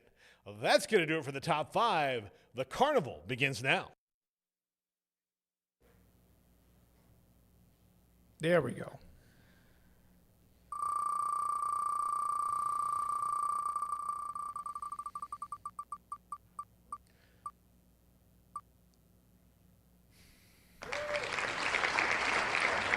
What's better, a cold water at 3 a.m., hot chocolate on a chilly evening, or ice cream during the dog days of summer? Oh, those are all pretty great. Yeah, like a little sip of water at night's quite refreshing, but I don't know. I think I'll take ice cream any time of the day. Yeah, over I think any ice of that. cream on a sunny day, although it can be kind of messy now that I'm thinking about it. Yeah. A little sticky. What are we sitting out in the parking lot? If I'm inside, outside ice cream in the summer is kind of it's dicey. Like, you really have to, like, go. And then you get a brain freeze or you get messy. You know, I'm just not at a place where I need like hot cocoa to warm up very often, so that's just last on my list. So I think I would go with a nice drink of water at night maybe, but I do love some ice cream. You know, the last time I had a hot thing of cocoa or anything like that would have been the ice storm of 21. I have one at like Christmas every year. Like, that's about when I have it. I don't really drink hot drinks all that much, and it's because I don't drink coffee. No, me either. If I drink hot tea, it's because my throat hurts. Mm-hmm. And with honey. Yeah, and if I don't drink hot drink, and the reason I don't drink other hot drinks or whatever you would think is I live in a place that is honestly on the surface of the sun most of the year, so a hot drink doesn't seem that refreshing to me. Hot chocolate is about the only time, and that's got to be like it's outside, and you want to almost use the heat of the cup to warm you up a little bit. Yeah. All right. Now we go to the various quizzes. Which pair of athletes hosts the podcast that officially dethroned every other show to become the #1 sports podcast on Spotify in 2025? Is it Bussin' with the Boys with Taylor Lewan and Will Compton, New Heights with Jason Kelsey and Travis Kelce, the Pat McAfee Show with Pat and AJ Hawk, or the Pivot with Ryan Clark and Fred Taylor? I'm going to guess, because they had Travis's fiance, Taylor Swift, on, that it's New Heights. Yeah, I definitely think it's New Heights. I see that up at the top of the podcast rankings pretty consistently now. I don't know how you'd put the rest of them in order. I'd probably go with McAfee first, but I did see McAfee talk about how his wrestling commentary days may be behind him. Now, then again, in the wrestling world, that's when he'll show up like tonight, because he just said that, which means like he's actually about to come back. But I actually hope that's the case. He was fine in doses, but it's like I get my fill on your show and College Game Day. Like, I don't need it every Monday night screaming.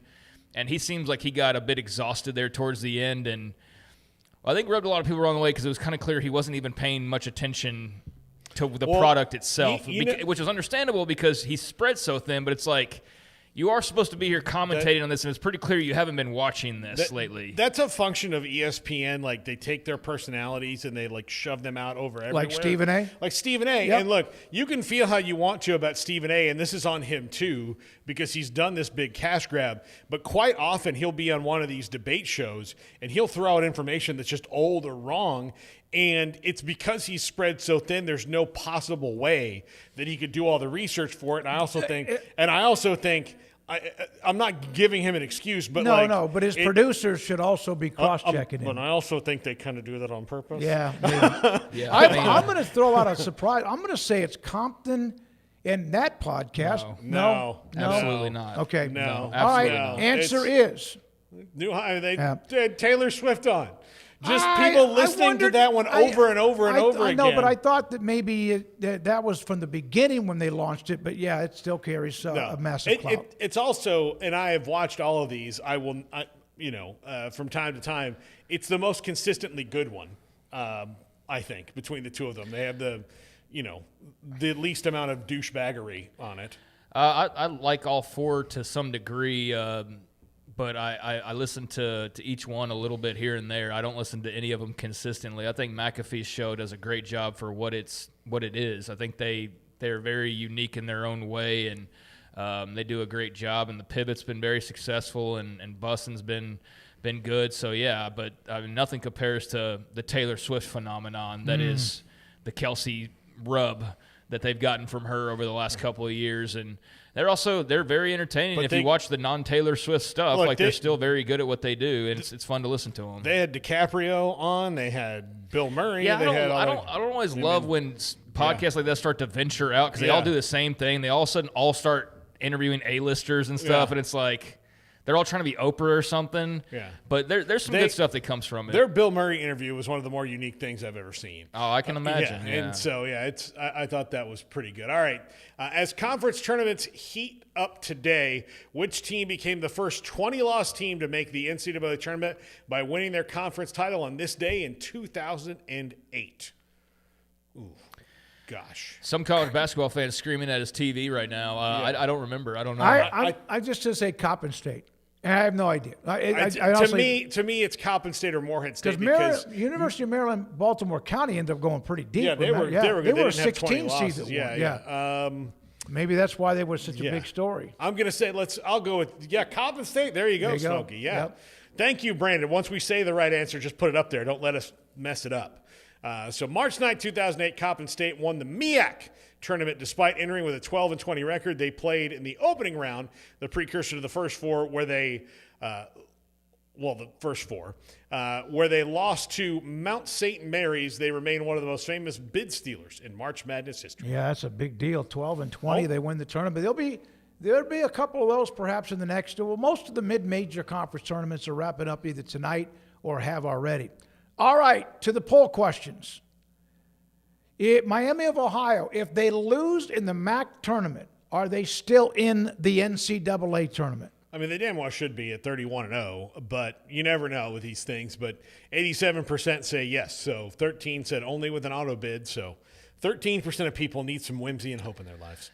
You got to get that 10th Big 12 team in, I guess. They're more deserving than the team that's undefeated. I get there's a disparity in schedules. I think this whole conversation is so stupid. This has been one of the most annoying conversations I've heard over sports for the last 3 or 4 days now. Yeah, they should be a lock at 31-0. I don't think there's any question. But 31-1, they should still be a lock. If that's their first loss, is their last game of the regular season, then put them in the damn. I just think this is so silly, and this is why nothing ever gets done, because the teams that already have 8, 9 representatives or 7 or 8, they got to have that 8th or 9th or 10th, and they can't. By God, let 31-1 Miami of Ohio in because they didn't play this Big Ten schedule. Like, it's just so silly, dude. Like the gatekeeping, and I can understand if they were ruining the tournament by taking part because there's only 4 or 5 spots. There's 64-plus teams. 68. Well, yeah, 68. I was just saying 64-plus teams, 68 teams that get in this tournament. I don't think them getting in by taking their first loss in mid-March is like the conversation's stupid. All right, here's the deal. Yeah. We see those big conferences play each other all year long. They play 18 or how many games, and it's like if they can't decide who their best teams are, don't shove them on us because you don't want a couple of mid-majors. There have been some great stories. My alma mater, Stephen F. Austin, remember, one time made a run or two. No.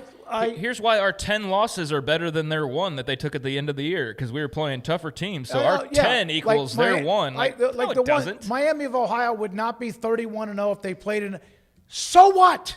It doesn't matter what they would be because they don't play that conference schedule. I also wouldn't be sitting here if I was a billionaire. Yeah. But they are 31-0. I don't know. I love our audience. All right. Let's see the last one. Which artist had the best genre switch up? Taylor Swift from country to pop, Post Malone from rap to country, Darius Rucker from rock to country, and Beyonce from R&B to country. I am not surprised that our audience did not care for Beyonce's country album. That in no way shocks me. Cute hat, though. At all. And I'm also not surprised that Taylor Swift came in third with our audience. I am surprised. Is that Taylor Swift fatigue? I don't know. I mean, 20% is still probably pretty solid. I would say that she's going to have the most consistent glow up of this, where it's going to last a little bit longer. But Darius Rucker going from rock to country, his wasn't as big of a jump. If you listen to early Hootie and the Blowfish and you listen to what they like, he added steel guitars, and it's now a little different. All right, so Darius Rucker who I love, by the way, a dominant. Well, not really. Post Malone is going to be in Waco soon. I'm a child of the '90s, so I love Darius Rucker. All right. Yeah, I mean, Darius Rucker was very successcul. Cover of Wagon Wheel was immensely popular. The original's great, but his was good too.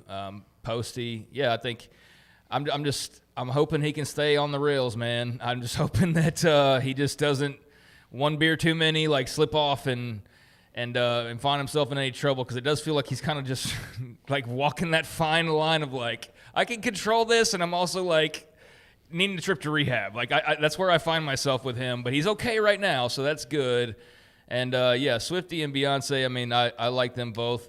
Of my like interest levels, yeah, I by far had the least amount of interest in the Beyonce country album. I could not tell you a single thing about it, and I never will be able to. And it's not because I don't like her. I don't care. I just do not care. Her crystal clear voice when she came on the scene is incredible. But I haven't listened to anything she's had released in a while. I don't even know why. Maybe because she changed what she's doing. Thank you very much to our great group behind the scenes: Houston, Rez, obviously Brandon, Garrett, Andrew, and you, our audience and our sponsors. For Paul Catalina and for Craig Smoak, tomorrow we should have Iowa State AD Jamie Pollard. We should have also Joey McGuire and more. That's tomorrow, and this is 365 Sports. Good night.